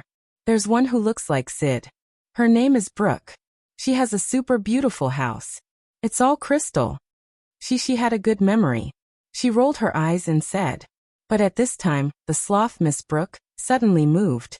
She turned around and stretched out her hand to greet the children. Her expression was still immobile. Unexpectedly, the sudden movement of the big doll startled the children. She also took a few steps back in panic and snuggled with her friends. Nan Jiaoyu couldn't compare to the curious Tong Tong. He was so scared that he hid at the back and even looked at the adults behind him, trying to find help. Are you a monster? Chen Shiyun mustered up her courage and stepped forward to ask. The other party waved his hand, indicating that he was not. In fact, it was a rule of the park that the staff who acted as cartoon characters didn't speak. It was just like in Western countries, where people couldn't tell children that Santa Claus was fake. A cartoon character who didn't speak could at least maintain a sense of realism in front of the children. Perhaps it was because they saw that this big doll was not threatening. The children who were huddled together in fear just now became bold again. Cece couldn't help but take a step forward and ask in a low voice. Then what are you? Why did you suddenly move? What should I do? If I can't speak, how can I answer with body language? The staff stood there awkwardly. Fortunately at this time, young Luochi said weakly, Are you really, Brooke? The staff was overjoyed. She gave young Luochi a thumbs up. Wow. It's really Brooke. Instantly, the children exclaimed in surprise. You're so beautiful. Your hair is all curly. And your eyes are so big. The group of little girls talked at once. This made the staff member, who was hidden in the thick doll clothes, burst with joy. She cupped her face and made a shy gesture. The adults finally came. Yang Yi waved the camera in his hand and said with a smile, Okay, who wants to take a picture with Miss Brooke? Me, I came first. Chen Shiyun shouted excitedly with her hand raised. Papa, I also want to take a picture with Miss Brooke. She was so excited that her little face was red. She jumped up and down, and her tied hair was a little messy. A few strands of hair fell naughtily beside her ears. First, take a picture together, and then take it one by one. Yang Yi called out. Not only him, but several other parents who brought cameras also picked up their cameras with a smile. They were ready to take a few more pictures of their children and share them in the WeChat group. At first, it was very good. The little girls stood together and happily took a picture with Brooke the sloth with a peace sign. But soon Chen Shiyun shouted excitedly, Uncle Yang, hurry up and take a picture for me. I still want to find others. All of a sudden, the enthusiasm of the little girls was ignited, and they rushed to take a picture quickly. Tong Tong didn't understand why the sisters were so excited. He just sat on the mountain and watched the tigers fight. He jumped briskly beside Lon Xian, waving his little hand and laughing. In the end, the sisters ran forward one by one, followed by their fathers. But when it was his turn to take a picture, Tong Tong suddenly realized that there was only Sister Lon Xian left, whose eyes were shining with wisdom. "Hey, come here. Mommy will play with you." Murphy smiled and clapped her hands. However, Tong Tong turned around and ran to Sister Lon Xian. He pulled on Sister Lon Xian's hand and turned back to his mother with a mischievous smile. Lon Xian didn't mind bringing Tong Tong along. She even said to Tong Tong proudly, "Aya, let's not look for them. They're so big. We will just take pictures." Her explanation was a little confusing, but Lon Xian meant that she wanted to wait for everyone to find them before taking pictures with those cartoon characters. Tong Tong didn't care whether he understood or not. He nodded blankly and habitually said, "Okay." The two little guys, one big and one small, waved their hands and walked in front. Their proud laughter was even more cheerful than the surprised screams of the sisters in front of them.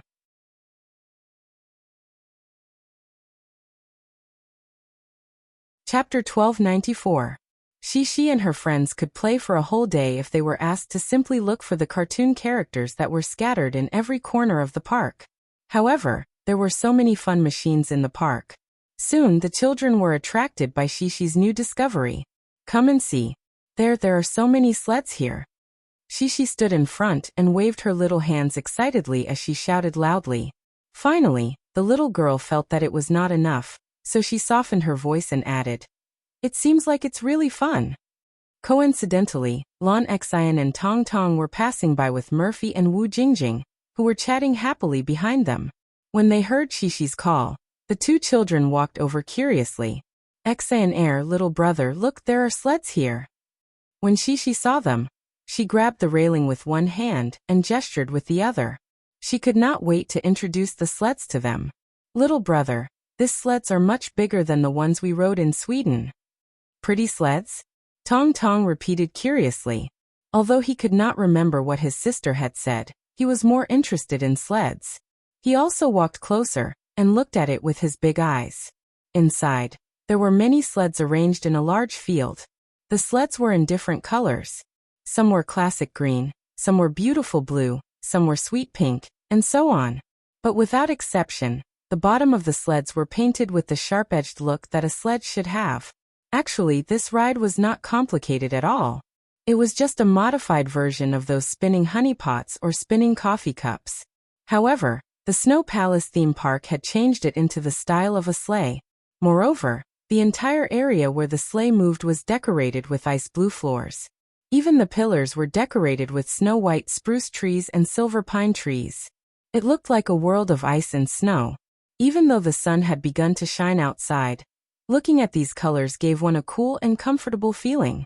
At this moment, Shishi's friends came over one after another. Yu Xiaowei walked over to Tong Tong and grabbed the railing to look inside. She exclaimed softly, "Wow, it's so beautiful." When Tong Tong heard her, he turned around and looked up at Sister Yu Xiaowei and giggled. When Yu Xiaowei lowered her head, Tong Tong mischievously turned his head away as if he was not the one who was giggling just now. "Haha." Yu Xiaowei giggled and reached out to pat Tong Tong's head. "Come, let's sit in the sleds. Each family will get one, but after sitting in the sleds, the children are not allowed to climb up." Yang Yi gestured for the children to change into their slippers and enter the venue. Although the trial operation had not started yet, today was considered a small rehearsal. Therefore, all the staff were at their posts and the sleds could be started for the children to play. However, once they sat in the sleds, it was impossible for the children to settle down. The moment Shishi entered the sleds, she immediately climbed onto the seat and knelt on it. She grabbed the edge of the sleds and giggled as she looked at the other children. Sister, I want to." Tong Tong shouted anxiously. He was still used to asking his sister for help, but in reality, as he grew taller, he could climb up on his own. Tong Tong could not wait any longer. Without waiting for his sister's help, he climbed onto the seat next to his sister. Halfway up, Shishi turned her head and looked at her little brother. Shishi was also very enthusiastic. She grabbed little Lil Frog's pants and pushed little Lil Frog's butt up. Finally, Tong Tong came up. He stood on the seat and waved happily at Sister Lon Xian, who was not far away. Over here, over here. Her Majesty is sitting in the middle of the children. Let me take a picture of you. Yang Yi held Murphy's hand and brought her up.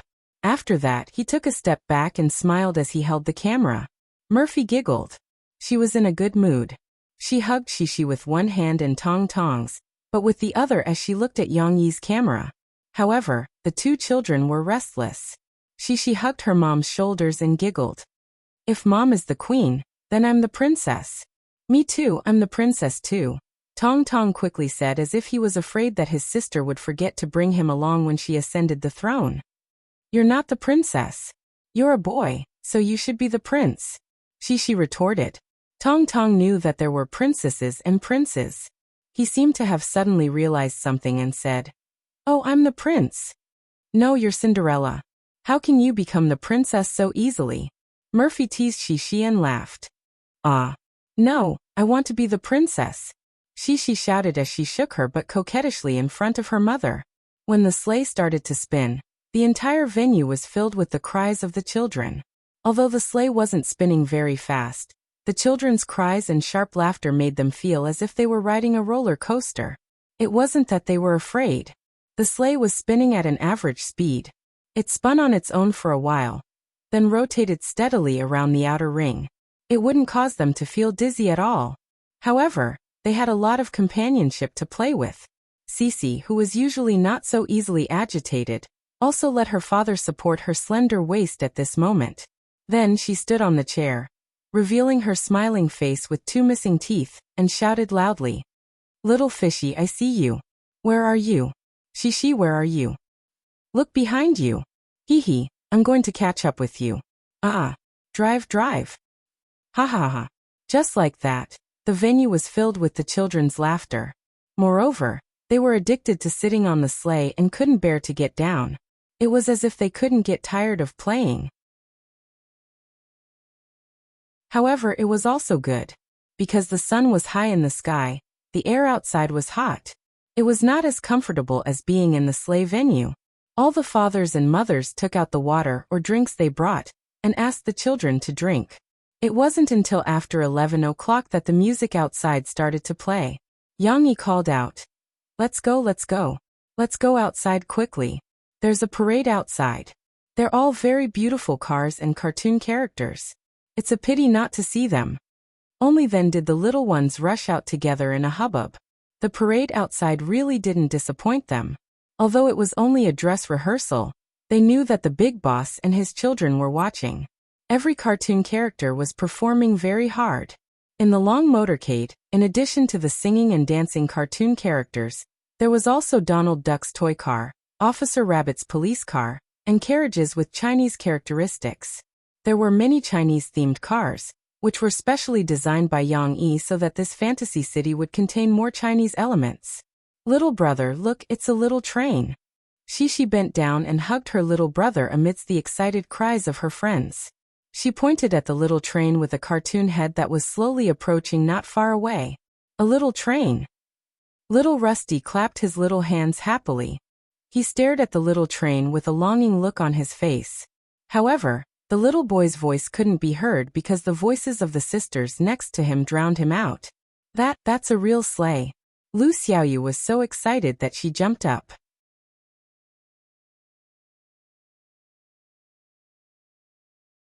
Chapter 1295. When watching the float parade, there was no need to pay too much attention to the content. It was fine as long as it was lively and lively. The children's thoughts were very simple. At first, they chased after the float happily. Then, under the warm invitation of the cartoon characters, a few of the little girls hesitated, but in the end, they still joined the dance team. Although it was just twisting and turning, the bonfire dance was just a group of people holding hands and spinning around in circles. The children were led by their favorite cartoon characters and danced happily to the beat of the music. Looking at their rosy little faces and happy expressions, it was obvious that they were having fun. Of course, Because it was close to noon, the remaining sunlight was very hot.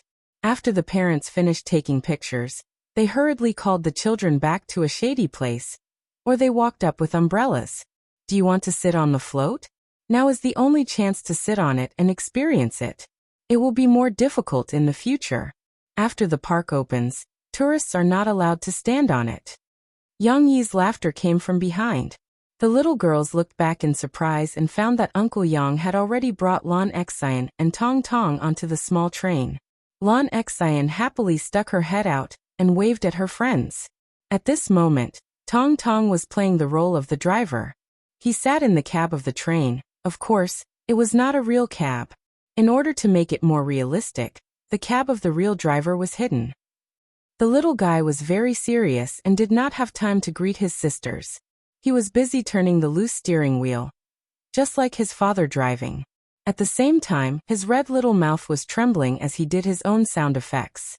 Of course, if he did not spit out saliva and bubbles, this driver would be quite qualified.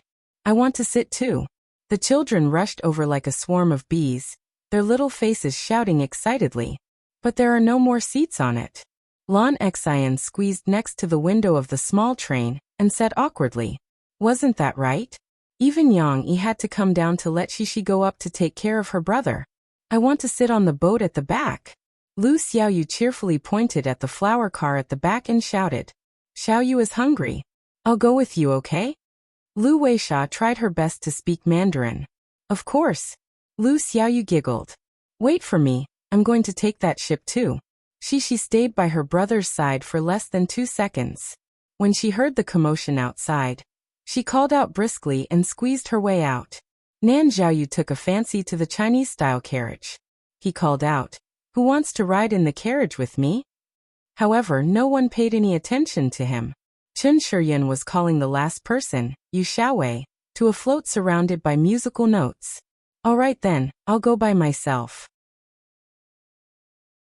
Nan Xiaoyu scratched his head and climbed into the large carriage by himself. The float parade did not take long, but the children had a lot of fun. After it was over, in order to avoid the scorching sun, everyone moved to the snow castle that Shishi and the others had been talking about all morning. Everyone walked through the door that was about 4 to 5 meters tall. The scene in front of them made the children cry out excitedly, "Wow! It's so beautiful!"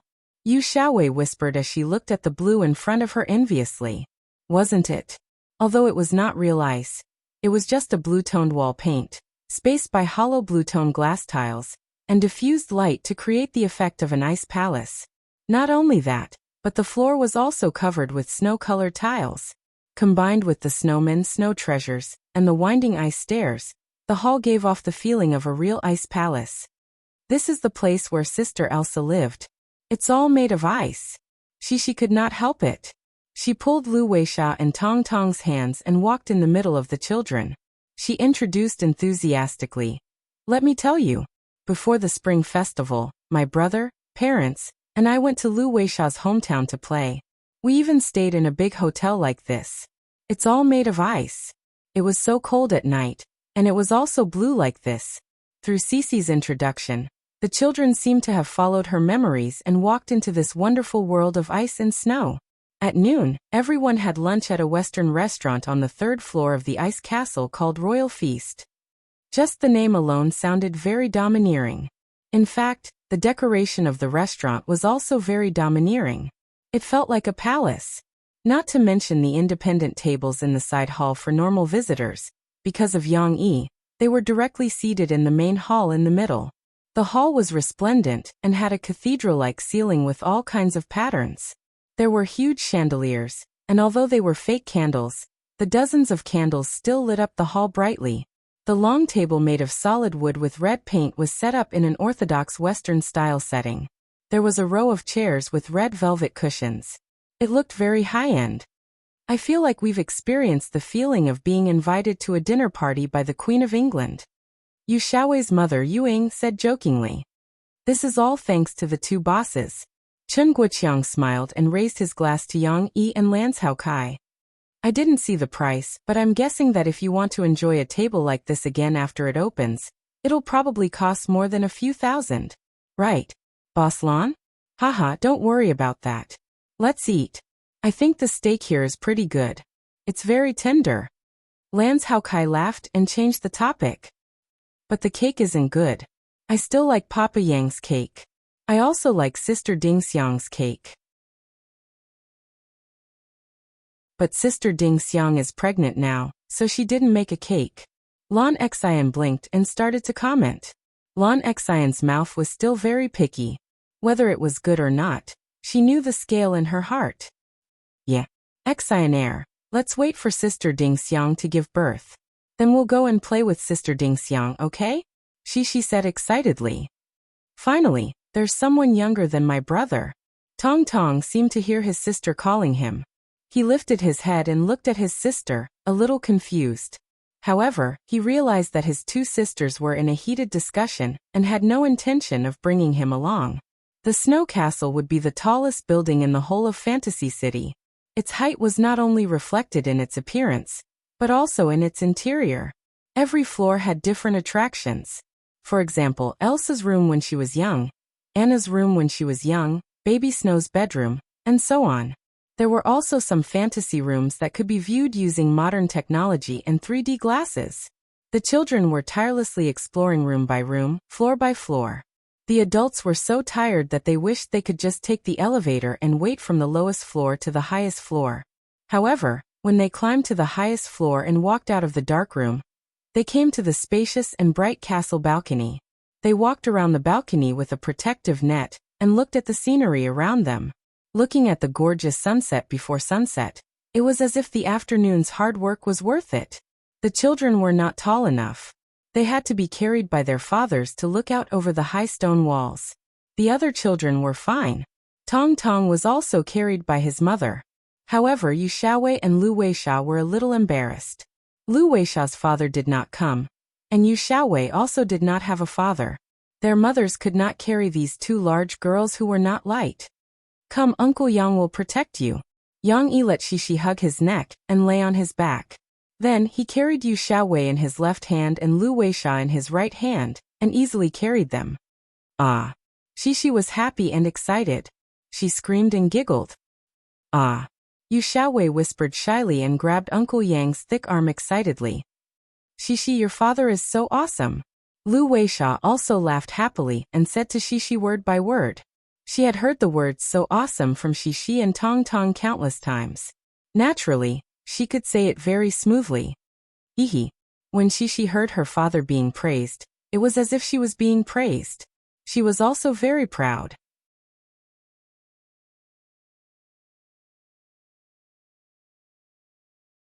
Chapter 1296. In fact, in the Ice Snow Kingdom theme park, in addition to the Ice Snow Castle, there were many other attractions for tourists to play. For example, the Snow White and the Seven Dwarfs theme roller coaster, the water ride where they rode to the pirate ship to explore, and so on. These were all very fun, but because it was particularly hot today, and it was too exciting and dangerous, Yang Yi didn't arrange for the children to play. It was also a regret. Anyway, it wasn't just once. In the future, there would be opportunities to play a second time, and a third time. However, Shishi and her little friends had a lot of fun today, because in the Ice Snow Castle, there were not only mirror rooms, Bobo Ball Pool, and other rooms for them to explore, but also corresponding ice and snow skit performance hall. The little guys had a lot of fun, and they also feasted their eyes. However, there was no end to the fun. After coming down from the Ice Snow Castle, looking at the gradually darkening sky, the little guys were reluctant to leave. I don't want to go back yet. There are so many fun things to play with, Chen Shuryan shouted, saying the thoughts of all the children. Several children surrounded Shishi. They looked at Yang Yi pitifully, not knowing what the tour guide, Uncle Yang's decision would be. I also want to play, Shishi whispered. She was also worried, but she also looked at her father expectantly. Yang Yi raised the corner of his mouth, waved his hand and laughed. Of course we won't go back so early. There are more fun things in our amusement park tonight. How can we miss it? Let's go eat something. And then play for a night. Suddenly, a surprised expression surged on every child's face, which was illuminated by the setting sun. Wow. I knew it. Uncle Yang is super awesome. Chen Shiyin was wild with joy.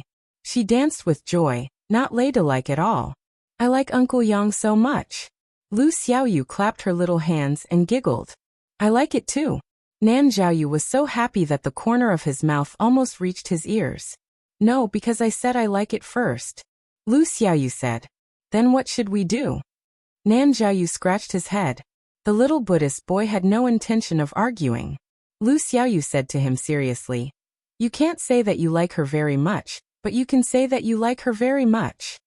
Dinner was also eaten in the park, but compared with the solemn and formal Western restaurant in the castle, the dinner was much more interesting. For example, there was a frozen-themed egg meal. The yellow steamed egg was decorated with snowflakes made of egg white. On the plate, there was a snowflake that looked like ice cream, but it was actually made of eggs and quail eggs. There were also some meat floss sprinkled at the bottom for decoration. There was also a rabbit-themed bento with 2 carrots as ears, making the rabbit look even cuter. Of course, Lan Xian wanted to eat meat. Among the beef ribs she ordered, besides lettuce and small tomatoes, there was also an egg fried in the shape of a Mickey Mouse. Not to mention the taste, looking at the cute image of the food, the little guys liked it very much. Not knowing whether it was because they were hungry from playing or because they were stimulated by the vivid images, the little guys all buried their heads in the food and ate very energetically. But it had to be said that being able to stop to eat and rest, the adults secretly heaved a sigh of relief. I suddenly feel that I'm old. Wu Yu and Murphy said with a wry smile. Even the children can't persevere. They are so tired after walking for a whole day. Wasn't that right?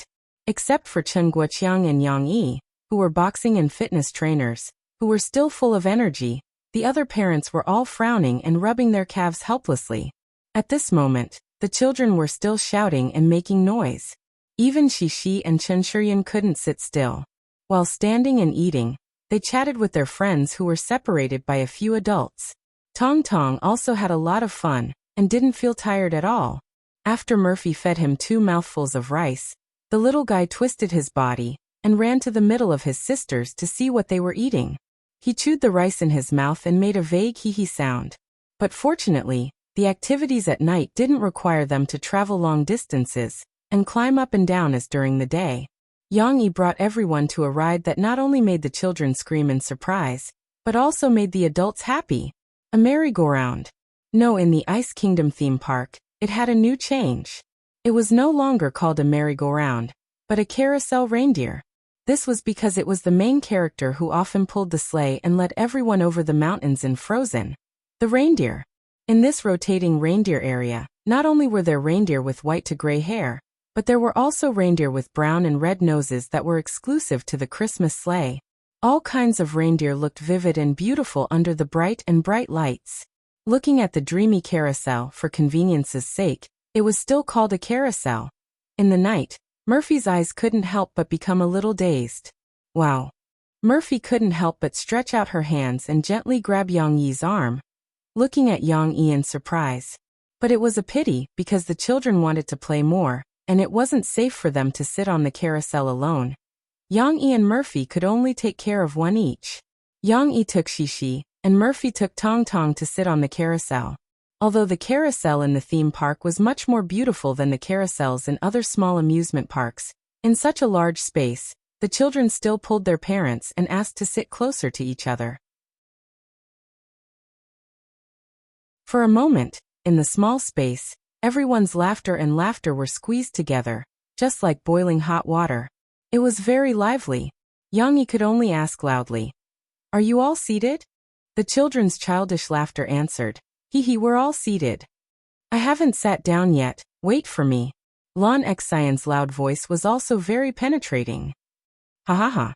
Amidst the children's laughter, everyone waited for Lan Xian for a while before Yang Yi waved his hand to signal the staff to turn on the carousel. "What now, you're white on the theme tonight?" When the carousel started to turn, in the midst of the children's laughter, a light singing voice suddenly came from the middle of the carousel. There's a song? Of course, this was a musical carousel. Shishi's reaction was the fastest. She turned her head in surprise, looked at her father, and said crisply, "Let it go." Yes. Yang Yi smiled at the little girl. As the carousel started to turn, the song flowed slowly. When the climax started, Shishi couldn't help but hum softly. Let it go, can't it back anymore. When Shishi started to hum, she turned her head in surprise and saw that Yu Xiaowei, who was next to her, was also humming along with her. The two girls looked at each other and smiled. They understood each other's meaning. Then the two of them looked at each other, gently shook their heads, raised their voices a little, and continued to hum together. Hearing Shishi and Yu Xiaowei's humming, Lu Weisha, Lu Xiaoyu and the other children also joined in the fun. After all, they were already familiar with this song last summer. It was even popular among the children in the country for a period of time. Let it go. In the end, it became a chorus from all the children. Tong Tong leaned into his mother's arms. He didn't want to be left out. He saw that the little guy's face was also full of excitement. He waved his little hand and sang along. Pull the dog hook, pull the dog.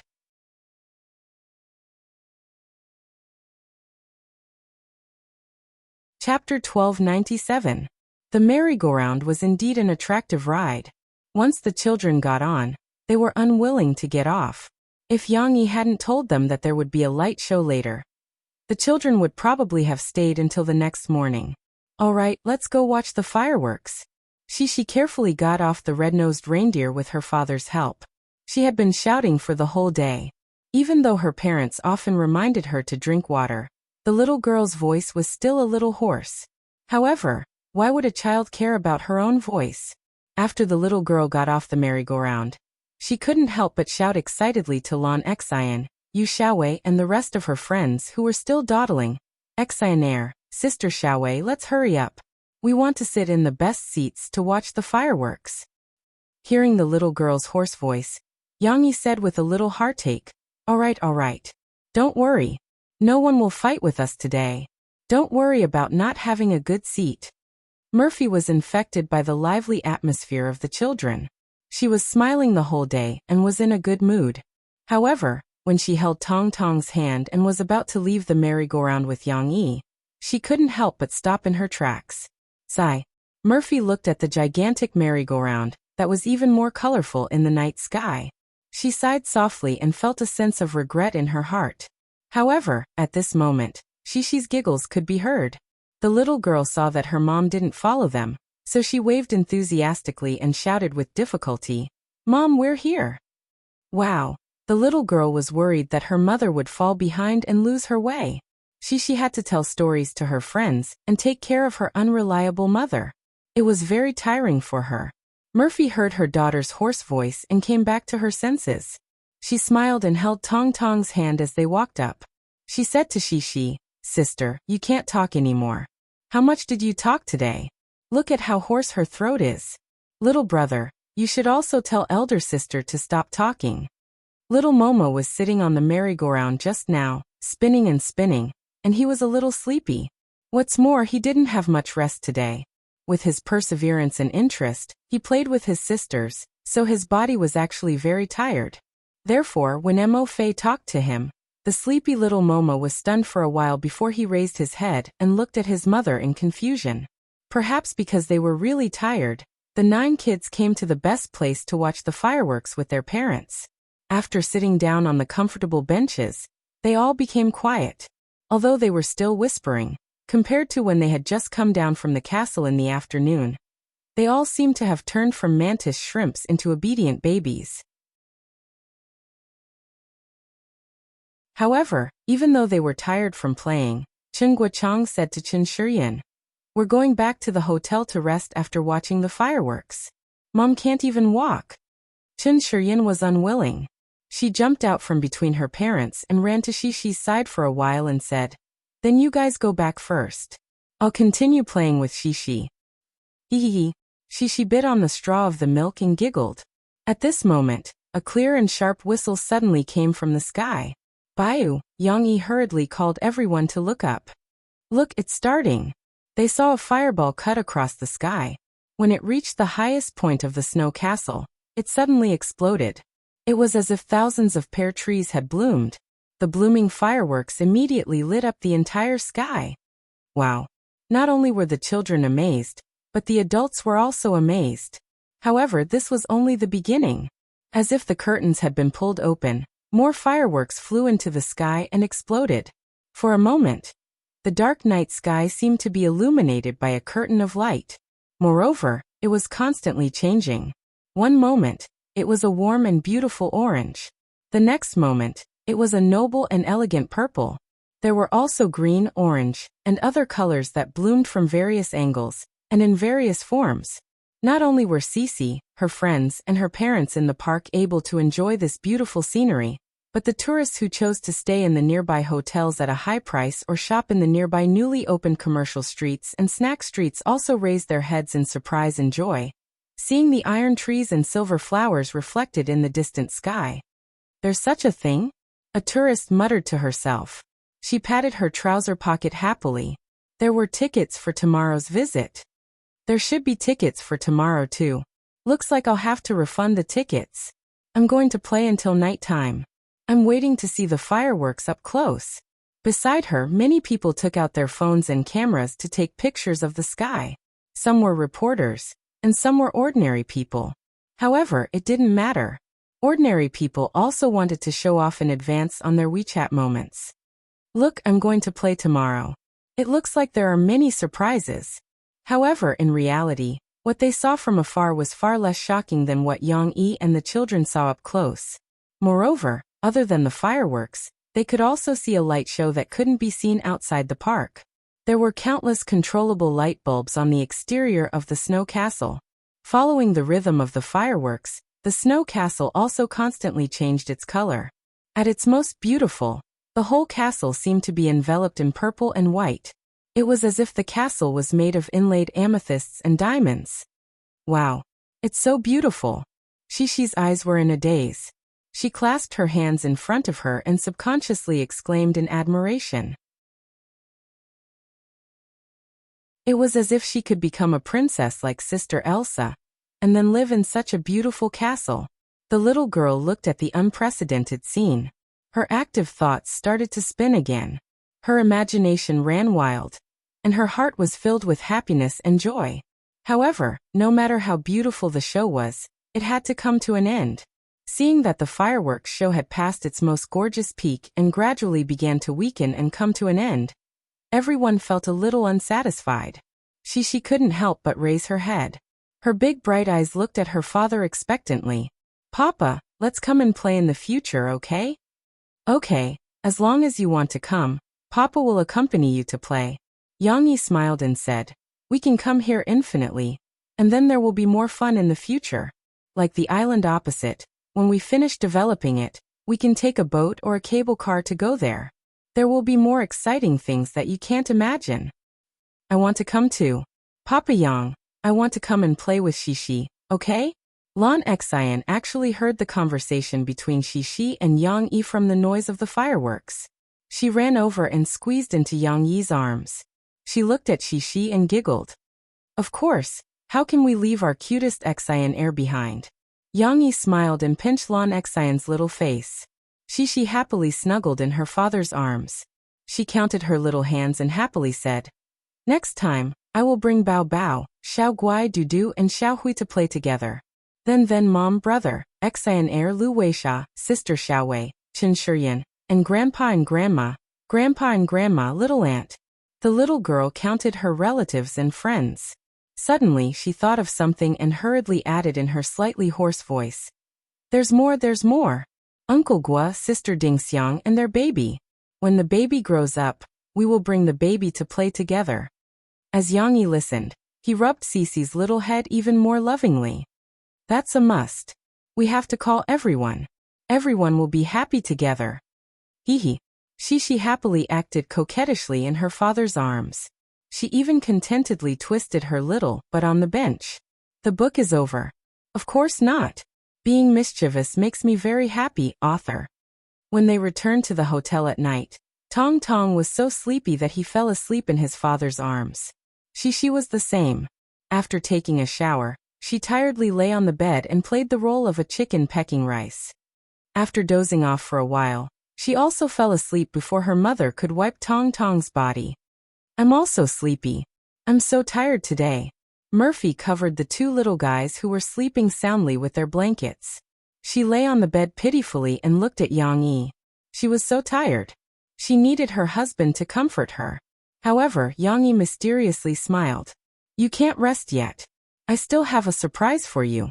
Quick, get up and change into your clothes. We'll be back soon." "Ah. We still have to go out?" Murphy pouted and rolled on the bed unwillingly. She was still unwilling to get up. In the end, she still wanted Yang Yi to hug and kiss her before she lazily got up. "Where are we going?" Murphy asked curiously as she sat in Yang Yi's car. However, Yang Yi did not say. He kept smiling mysteriously. This made Murphy feel as if there were 100 claws scratching her heart. She was so angry that her teeth itched. However, the buildings in front of them were becoming more and more familiar. Even Murphy, who had no sense of direction, recognized them. She asked in surprise, "Isn't this the way to the amusement park?" Of course, they were going to the amusement park. Yang Yi had already arranged everything. When his car arrived, the staff opened the door for him.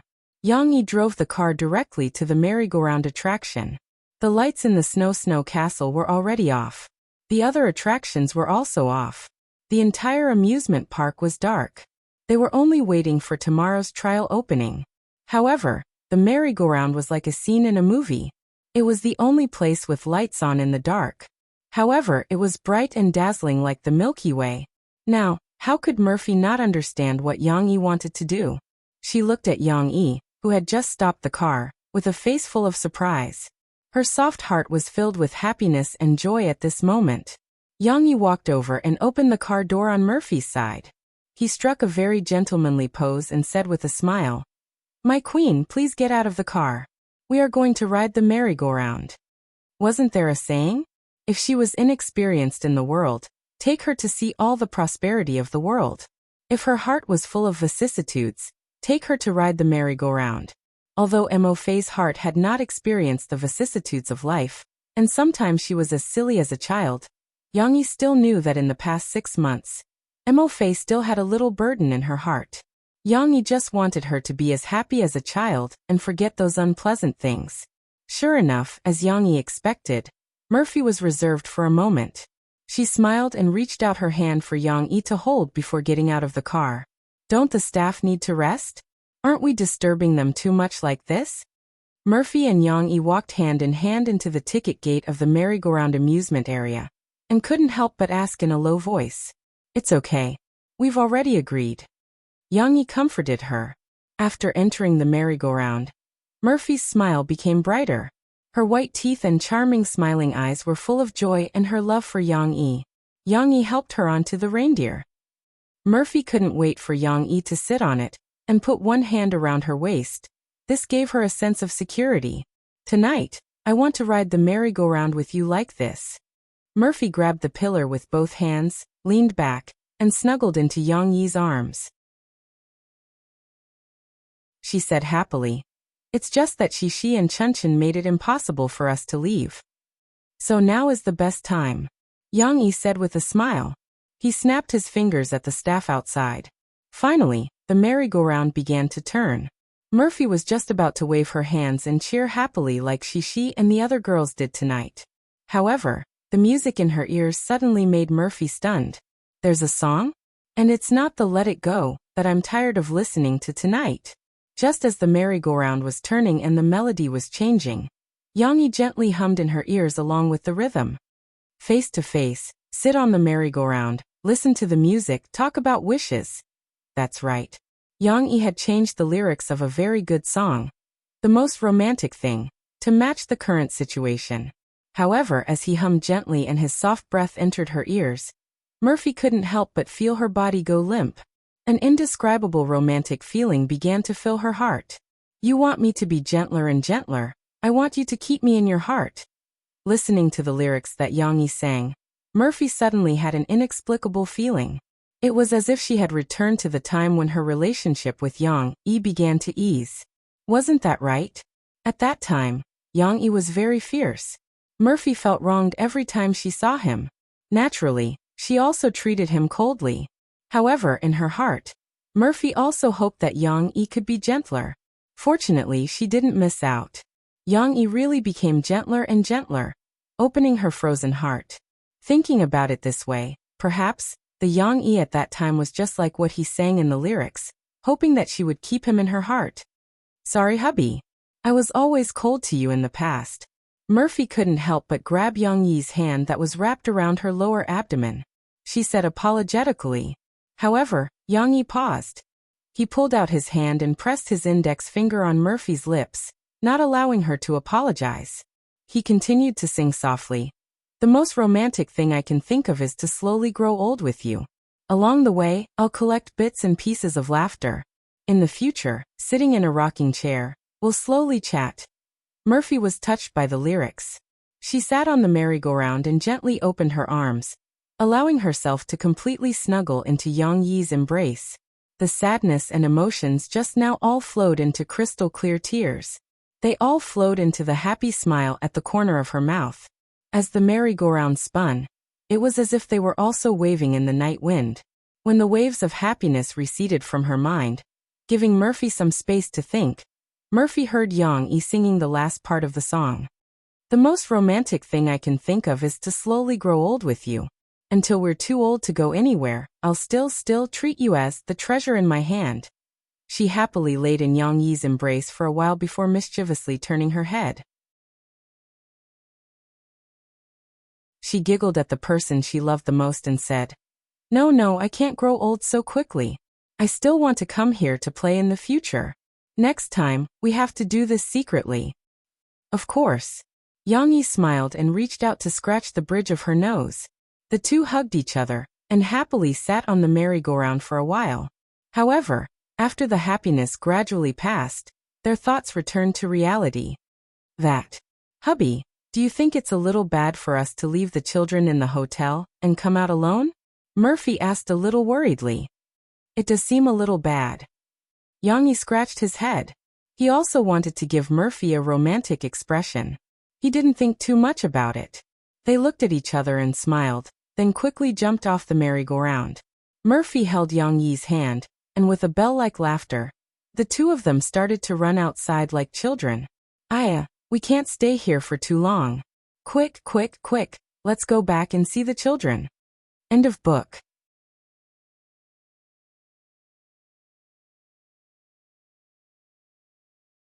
Chapter 1298. Introduction 1. Shishi is not yet 4 years old. She has just moved to the coffee shop near the school with her father. She hasn't told Murphy. This is a story between Chapter 21 and Chapter 23. In fact, before Shishi came, Yang Yi had already cleaned up the accommodation in the coffee shop. He had also bought the necessities. It could be said that he was ready to move in. Therefore, after moving in with Shishi today, Yang Yi only needed to tidy up the clothes he brought, some of the items he needed to collect, and some of Shishi's necessities. While her father was folding the clothes, Shishi didn't stay idle. The little girl first moved close to her father and watched him fold the clothes, but soon, she felt a little bored. How could her father keep folding clothes? The little girl went to the side of the big bed in the bedroom. She grabbed the mattress with her 2 small hands, and then propped herself up with her small belly. Her 2 thin legs kicked in the air.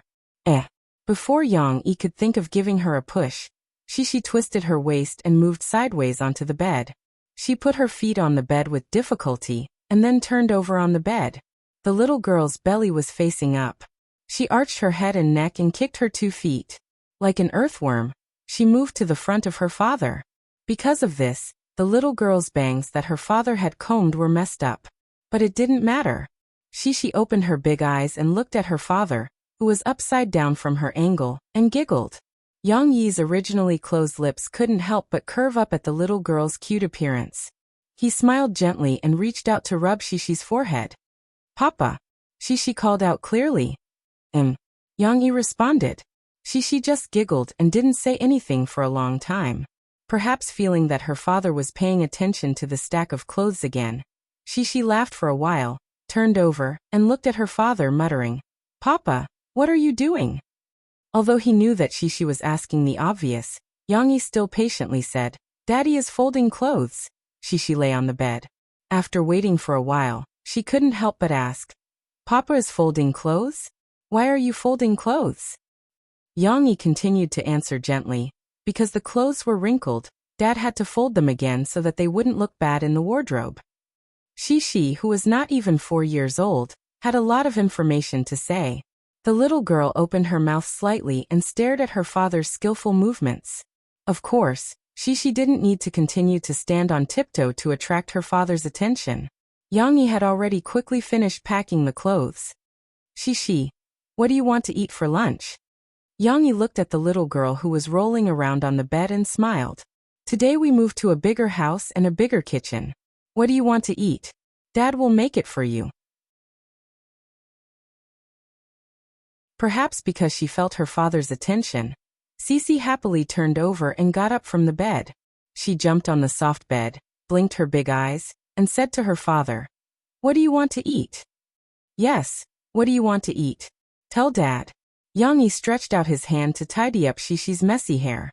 Although he didn't know how to tie hair, he still learned how to untie Shishi's hairband and put it back on Yang Yi's hair. Shishi turned around obediently, but she was a little impatient. She stood there, shaking her little butt as if she was dancing. With her back to her father, she giggled and said, "I want to eat French fries." French fries? Yang Yi was a little surprised. He didn't expect Shishi to want to eat these. But thinking about it carefully, Yang Yi didn't have the answer to the hypothetical question. What would Shishi want to eat? In his memory, he knew too little about his daughter. Shishi's back was to her father. She seemed to be a little worried that her father didn't know, so she couldn't help but turn around and gesture with her little hands. Yes, yes, French fries. This is so yummy. The little girl used her little fingers, which were about the size of French fries, to gesture and even made a gesture of dipping them in ketchup for her father. Although the little girl didn't have a lot of vocabulary, and it was a little difficult to explain, Yang Yi couldn't help but laugh when he saw her pouting her red little lips and blinking her big bright eyes. He wanted to reach out and pinch the little girl's pink cheeks. Okay, Dad will fry French fries for you. After tying up Cece's hair, Yang Yi slapped his palm downwards, holding the little girl's little butt and lifting her up high. Ha ha ha ha. Shishi grabbed her father's shoulders with both hands, and her bell-like laughter resounded throughout the house. Although Shishi said that she liked French fries weren't healthy food and didn't have enough nutrition. So Yang Yi rummaged through the ingredients in the fridge. In the end, other than French fries, he also fried a salmon tail, a large piece of steak, and a large plate of vegetable and fruit salad. This meal tasted a little like Western food, but to Yang Yi, his food didn't care whether it was Chinese or Western food. As long as it was delicious, it was delicious. When Yang Yi brought the last fried salmon tail to the dining table, he saw that Shishi had already climbed onto the chair by herself. Her 2 knees pressed against her skirt as she knelt on the cushioned chair. She reached out to grab the still slightly hot French fries on the plate. After hearing the movement, Shishi turned around and saw her father looking at her. The little girl hurriedly retracted her hands. She was very embarrassed as she wiped her 2 little hands on her body and laughed at her father. Hee. You have to wash your hands. Don't wipe your hands on your body, Yang Yi said gently. He put the 2 plates on the table and laughed. You didn't even wait for the ketchup before you started eating? The little girl's 2 little hands grabbed the edge of the table, and she even shrank her head. Only her head above her nose was exposed on the table. She looked at her father and continued to smile. Yang Yi waved at her. The little girl was indifferent. She was still peeking at her father and laughing. Go wash your hands. You can only eat after you wash your hands, Yang Yi had to say. Hee, Mom said the same thing. The little girl ran in front of her father, raised her head, and looked at her father with a smile of exultation.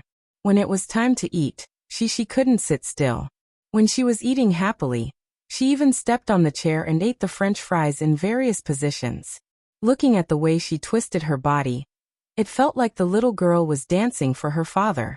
Yang Yi felt that Shishi's behavior was not very ladylike. However, he hadn't thoroughly studied the education books that he bought not long ago. He wasn't sure if he should correct Shishi's behavior, so he chose to hold back for the time being. Not only did he hold back, but Yang Yi also stepped on Shishi's chair with his right foot to prevent the little girl from losing her balance and falling back. Eat some fish.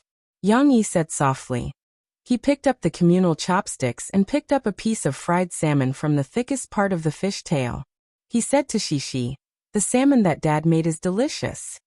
But I'm eating French fries." Shishi was still holding a French fry in her right hand. She leaned on her father's arm and gestured to him while trying to put the fry into her mouth. However, she quickly reacted and chuckled. I forgot about the ketchup." The little girl quickly turned around and pressed half of her body on the table.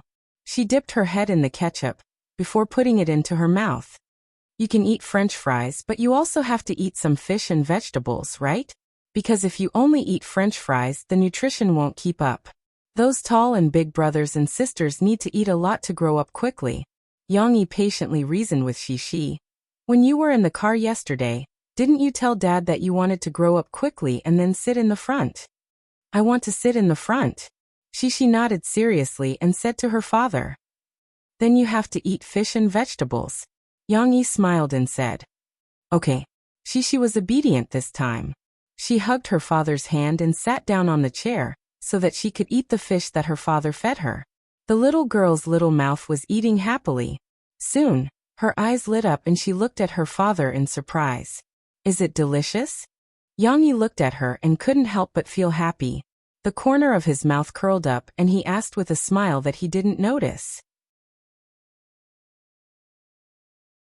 Cece's two little hands waved up and down, as if expressing the endless joy in her heart.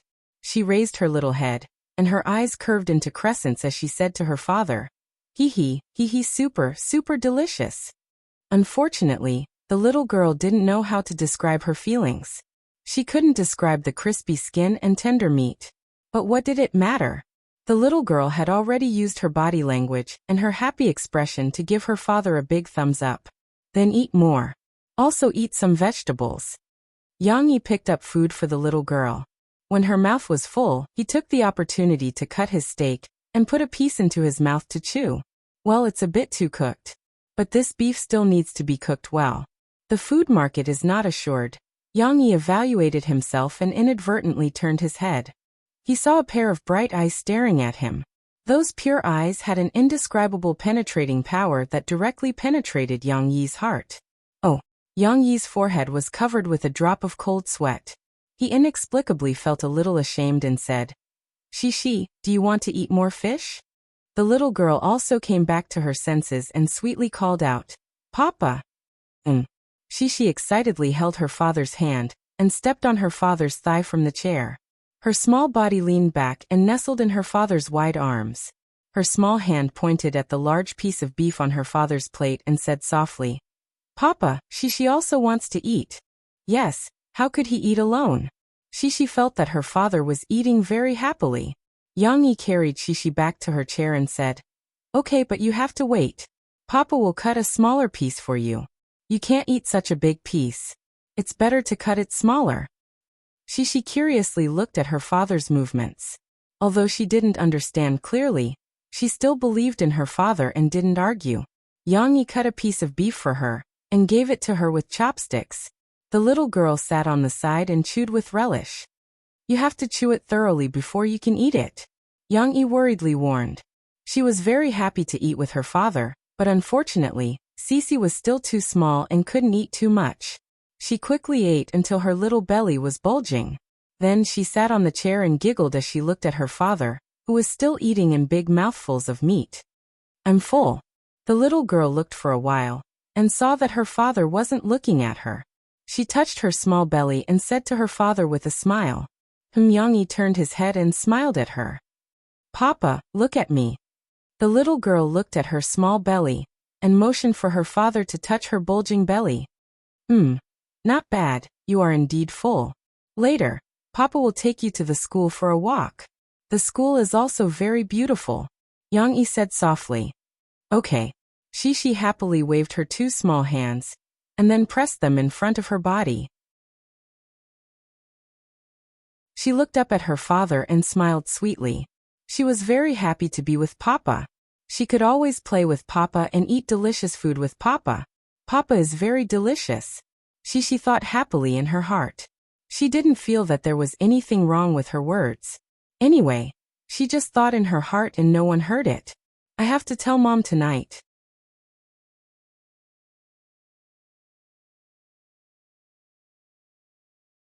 Chapter 1299. Today, because they had to move from the village in the city of Wuhu district, they had lunch a little late. When Yang Yi finished cleaning up the dishes, it was almost time for lunch. However, Shishi was in high spirits. She was thinking about what her father had said about going to school. When her father was cleaning up the dishes, she ran around the house and had no intention of sleeping at all. The sliding door of the kitchen was gently opened with a crash. A cute little head came in, blinked her big eyes, and asked sweetly, "Papa, are we going shopping?" "Yes, but we're not going shopping, we're going to visit the school." Yang Yi laughed. He wiped his hands and spread the cloth flat. "Are you going to visit the school?" Cece muttered as she followed her father out. "Yes, we live next to the school. Let's go, put on your shoes. We will go for a walk to digest our food. We will come back for a nap later." Yang Yi gently patted the little girl's head and said softly. Shishi ran to the front actively and said happily, "I can put on my shoes by myself. I don't need Papa to put them on for me." Yang Yi looked at the little girl sitting on the stool in front of the stairs and trying to put on her shoes. Shishi was quite smart. Her every move revealed dexterity. She put on her beautiful little sandals correctly on her left and right feet and pressed the Velcro with her little hands. "Hee Papa, look." After the little girl put on her shoes, she jumped on the floor. Then, as if she was asking for praise, she stretched out her feet for her father to see. She looked up at her father with her big eyes full of expectation. Yang Yi understood Shishi's expectation. He praised her a little clumsily. "Not bad, not bad. You are wearing beautiful clothes." But what did it matter? Even if there were no fancy words, Shishi was satisfied to hear her father's praise. She turned around, shook her head, and smiled happily. Jiangqing Media University was located at the foot of Tingshan Mountain and was next to the Grand Canal. Naturally, the scenery of the campus was impeccable. Yang Yi led Shishi along the school path. The trees on both sides of the path were verdant and tall. The tall and sturdy tree trunks seemed to reach into the clouds. The green area of the campus was very wide. Not to mention the lush and dense leaves, not to mention the verdant grass. Even the outer walls of the buildings were covered with many vine leaves that would sway in the breeze. It was as if the whole campus was shrouded in a wonderful sea of trees. Occasionally, dark green waves would bring a cool breeze to this hot afternoon. Of course, no matter how beautiful the campus scenery was, it couldn't be compared to the beautiful little scenery in front of Yang Yi. 1, 2, 3, 4. The little girl counted the number of steps in her soft and cute voice as she walked unsteadily on the road. Perhaps it was because she was happy to be out with her father, but she was more mischievous than usual. Instead of walking on the spacious and flat school path, she had to walk on this challenging road for her father to see. If it was another parent, or if it was the stricter Mo Fei, Cece might have been scolded and then walked down the stairs unhappily. After all, the road was too narrow, and a child's sense of balance was relatively average. If she wasn't careful, she might fall and even knock her teeth out. However, Yang Yi didn't stop her. He didn't think that this little risk was anything to do with it. After all, in his previous life, when he was Shishi's age, he was already struggling in the dangerous jungle. Therefore, even though he knew that Shishi might fall, he was still willing to let Shishi play because he would be carefully protecting her from behind. Yang Yi reached out his hand, ready to pull the little girl up at any time. However, to his relief, although Shishi was unsteady, she didn't fall and barely managed to maintain her balance. However, the little girl started to get nervous towards the end, and her counting started to mess up. 12, 13, 17, 10, 10. Yang Yi saw that the little girl was stuttering as she walked forward. He couldn't help but smile and say, 12, 13, the next one is 14. Why is it 17? Shishi followed her father's words and continued to count. 15, 17. Shishi skipped another number, and Yang Yi suddenly felt a little unnatural. He simply led Shishi in counting. 15, 16, 17. With her father's voice, Shishi read more energetically. The little girl walked in front, and her steps and tone were very strong. She even wanted to show off in front of her father, and tried hard to say the numbers before her father opened his mouth. After playing like this for a while, Shishi jumped down from the curb by herself. The little girl turned around and looked at her father with her big watery eyes. Soon, the little girl's smile became wider, and the corners of her eyes curved slightly like crescent moons. She giggled and said, "Papa, you should do the same thing as me." Shishi excitedly took her father's hand and gestured, wanting her father to walk on the curb with her, instead of walking on the side of the road. Yang Yi wouldn't refuse. He smiled and walked steadily on the curb. "Papa, you have to follow me." Shishi saw that her father could walk very well without her teaching him. She smiled with satisfaction, turned her head, and gently swung her little ponytail. She ran in front of her father, stood on the curb, and strode forward. "Slow down, don't rush." Yang Yi was worried that Shishi would miss a step, so he hurriedly advised her in a soft voice. Shishi misunderstood. She was very kind and said in a soft voice, "Okay then. I'll wait for Papa." Although it was already lunchtime and Jiangchuan's campus was a lot quieter, there were still some students walking around the campus. Yang Yi took Shishi for a walk on the campus. The little girl laughed happily, and her sweet laughter attracted a lot of people's attention. Yang Yi took Shishi to a flower bed. The little girl's cute and delicate face, pink and pretty little skirt, and the blooming flowers were shining brightly. Yang Yi keenly noticed that behind them, a girl wearing black bloomers, a white short t-shirt, and a small round hat like an artist, secretly picked up the SLR camera she had been holding. This girl originally came to take pictures of the scenery, but now she probably felt that Shishi and the flowers in the flower bed formed a very beautiful composition. So she picked up the camera and wanted to take a picture. Yang Yi noticed before she took action. Now he frowned slightly and hesitated. She wants to secretly take a picture of Shishi? Although he knew that the girl probably didn't have any bad intentions, Yang Yi didn't want someone to take a picture of him. In his previous life, if he was photographed, it meant that trouble would come knocking on his door very quickly. However, when Yang Yi turned slightly and was about to stop her, he hesitated again. "You are no longer an assassin who is tired of running for his life. You are now an ordinary person. An ordinary person who needs to integrate into society." Yang Yi silently warned himself in his heart. Would an ordinary person care about other people's camera? Yang Yi thought about it from the perspective of an ordinary person. Maybe I would care, but I wouldn't show it too much. After all, it's just a picture, not a gun to my forehead. As Yang Yi hesitated, the girl snapped a picture of Shishi. Should I go up and ask her to delete the picture? Yang Yi frowned. However, Yang Yi still hoped that he could integrate into the world of ordinary people and live a peaceful life like an ordinary person. Let's not react so violently. She is just a student. Taking a picture won't affect us much. Yang Yi secretly weighed the pros and cons. He felt that if he went to negotiate with others, it wouldn't affect his image. Moreover, he might leave an impression on Shishi that he was a fierce father. Yang Yi didn't make a move, but at this time, Shishi noticed the girl's action. After all, there were only the three of them in the vicinity of the flower bed. When the girl saw that the girl was pointing a camera at her, she was a little embarrassed. Perhaps it wasn't because of the camera, but Shishi was still very afraid of socializing. She was used to being alone. She ran back to her father's side and hugged her father's leg with her two little hands.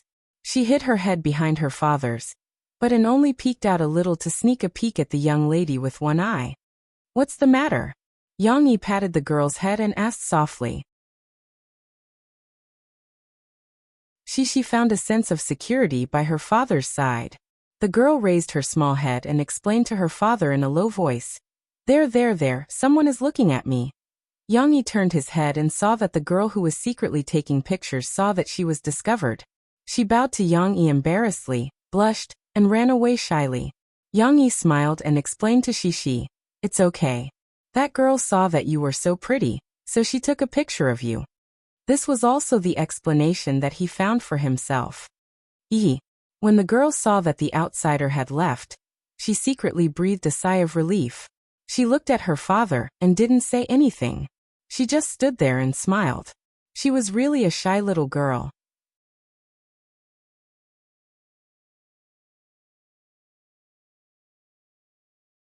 Chapter 1300. Mo Fei was actually very relieved to send Cici to Yang Yi's place. After all, Yang Yi's love for his daughter was indescribable.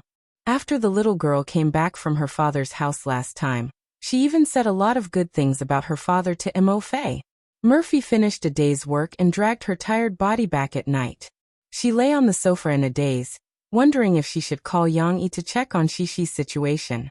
On one hand, she missed her daughter and wanted to know if the little girl was having fun. On the other hand, Murphy didn't want to talk to Yang Yi. That bastard. Murphy couldn't help but grit her teeth when she thought of how Yang Yi had talked back to her yesterday. It wasn't entirely Yang Yi's fault. Murphy later reflected on herself. She had given Yang Yi money without thinking, and it was easy for Yang Yi to feel disgusted. Murphy knew that Yang Yi had a strong sense of self-esteem. Otherwise, he wouldn't have kept rejecting her financial aid and stay in that dirty and smelly rental house. Thinking of this, Murphy thought of the scene she saw yesterday. For example, Yang Yi's house was clean and tidy, and Yang Yi's house smelled good as if it had been sprayed with air freshener. And Yang Yi's bulging muscles after taking a shower. Murphy's face suddenly turned red when she thought of this. She spat and shook her head hurriedly, throwing the charming scene to the back of her mind. But you shouldn't be so reckless. Can't you give in to a woman a little? I'm giving you money in hopes that you can live a better life. It's not like. Murphy knew that her way of doing things was a little inappropriate, and her words were stiff, but she couldn't help but complain in her heart. After thinking for a long time, Murphy decided to let go of the resentment in her heart. She took out her phone and called Yang Yi.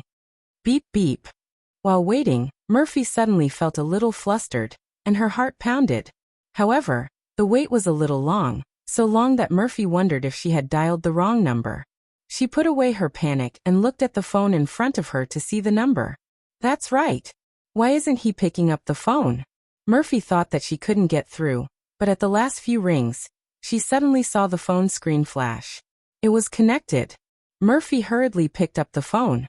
Her heart was flustered, and she didn't know what to say. However, she heard Xi's voice. Hello, I'm Xi. Are you Mom? Is it Xi? Murphy breathed a sigh of relief, and her heart calmed down a little. She cleared her throat and said, Ahem, Xi, it's Mom. The little girl's giggles immediately came from the phone. Xi happily called Mom, and then she couldn't wait to say, Mom, let me tell you, Papa's phone rang, and I was shocked. Then I saw that it was Mom's phone. It was not strange that Xi could recognize it. Last time, she used her father's phone to call her mother. Listening to the little girl's dependence, Murphy's mood improved a lot. The physical and mental tiredness brought by the work she had to do since the early morning seemed to be driven away by Xishi's laughter. Are you having fun at Papa's house? Murphy asked softly. Yes. Xishi's laughter came over. She had already answered her mother's question clearly, but she still wanted to talk to her mother. Today, Papa and I moved. Mom, don't you think it's super cool? Murphy's eyes widened in surprise, and she quickly asked, Moved? Why did you move? Where did you move to? Because Papa said we were moving. She still couldn't understand her mother's many questions. She tilted her little head in confusion and said according to her own thoughts, Mom, let me tell you, Papa and I are living in a big house. It's bigger than Mom's house, super big. And I like it very much. When Xi was describing, Murphy's mind was in a mess, and she fell into a terrible association. Where did Yang Yi take Xi? He won't take Xi away and not return Xi to me, right? Why didn't he tell me that he was moving? Why didn't he call me all day? Although Murphy didn't want to believe that Yang Yi was such a person, Murphy faintly felt that the Yang Yi she met these 2 times seemed to have changed a little. However, Murphy's mind was in a mess at the moment, and she seemed to have forgotten that Yang Yi was not the kind of person who would take the initiative to report to her. Yang Yi had never taken the initiative to call Murphy, and now Yang Yi had no intention of telling Murphy about his own affairs. How could he communicate with Murphy about moving? Mom, Papa has a super big bed here. I want to sleep with Papa and Mom. Xi was tired of standing and talking on the phone, so she simply took the phone that she had tiptoed to the table and climbed onto the soft big bed. She put the phone on the bed, threw herself on the quilt, and giggled to her mother. Murphy was a little absent-minded. She was still thinking about how to ask Shishi and get the address of Yang Yi's new residence from Shishi. But at this time Yang Yi, who had finished bathing for Shishi, came back. He heard the movement in the bedroom, so he walked over and looked at Shishi. Shishi, who are you talking to on the phone? Papa. Shishi saw her father and screamed happily. The little girl felt that her mother and father were there. So she was so excited that she could no longer sit still. She climbed up and jumped on the bed with her white and tender little feet. She pointed at the phone that was still on the bed, and was tossing and turning because of her jumping. She said enthusiastically, Papa, I'm talking to Mom on the phone. When Yang Yi heard that Shishi was talking to Murphy on the phone, he hesitated for a moment. He felt that he shouldn't pretend to be cold, so he walked over and picked up the phone. Under Shishi's expectant gaze, he started talking to Murphy. Well, it's me. Yang Yi's voice was very low. I moved to the school, Jiang City Media University. Because I rented a shop, I can open a coffee shop downstairs. Perhaps because Shishi was looking at him, Yang Yi actually calmed down and calmly explained to Murphy, who was questioning him. On the other side of the phone, Murphy was originally full of anger. But when she heard Yang Yi's calm explanation, and his tone wasn't hard and uncomfortable, Murphy was stunned. When she wanted to get angry again, she found that her anger had disappeared without her knowing. When she talked to Yang Yi, her voice was still very cold, but her tone was much gentler. Then, tell me the address, and I'll go over to take a look tomorrow. Why didn't you tell me? Murphy unconsciously said the last sentence in a slightly reproachful tone. Of course, it wasn't very obvious, and Murphy herself didn't notice it. Okay, I'll write it to you in a text message after I hang up, Yang Yi replied straightforwardly. Murphy's hanging heart finally relaxed by half. But Shishi, who was next to her, didn't let it go. She jumped on the bed, her two little hands still holding onto her father's big hands. She shouted anxiously, No, don't hang up. I still want to talk to Mom. The little girl's soft and cute voice still diluted a lot of the barrier between Yang Yi and Murphy. Yang Yi said a few words to Murphy, then passed the phone to Shishi.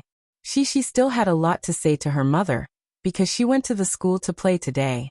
There were a lot of new things that she wanted to share with her mother. The next day, Murphy finished her work early. According to the address given by Yang Yi, she asked the driver to send her to the north gate of Jiang City Media University. Before she left, Murphy didn't hold back. She called Yang Yi early. So, before she got out of the car, she saw Yang Yi standing by the roadside waiting for her. Shorts, t-shirt and flip-flops, Yang Yi was wearing sneakers. This guy was dressed so casually. The taxi driver didn't recognize Murphy, but he glanced at the beautiful and arrogant Murphy, who was wearing a dark blue, sparkling, and knee-length slim-fit dress with light-colored sunglasses. Then, he looked at Yang Yi with an expression of disbelief. It was as if a fresh flower was stuck in cow dung.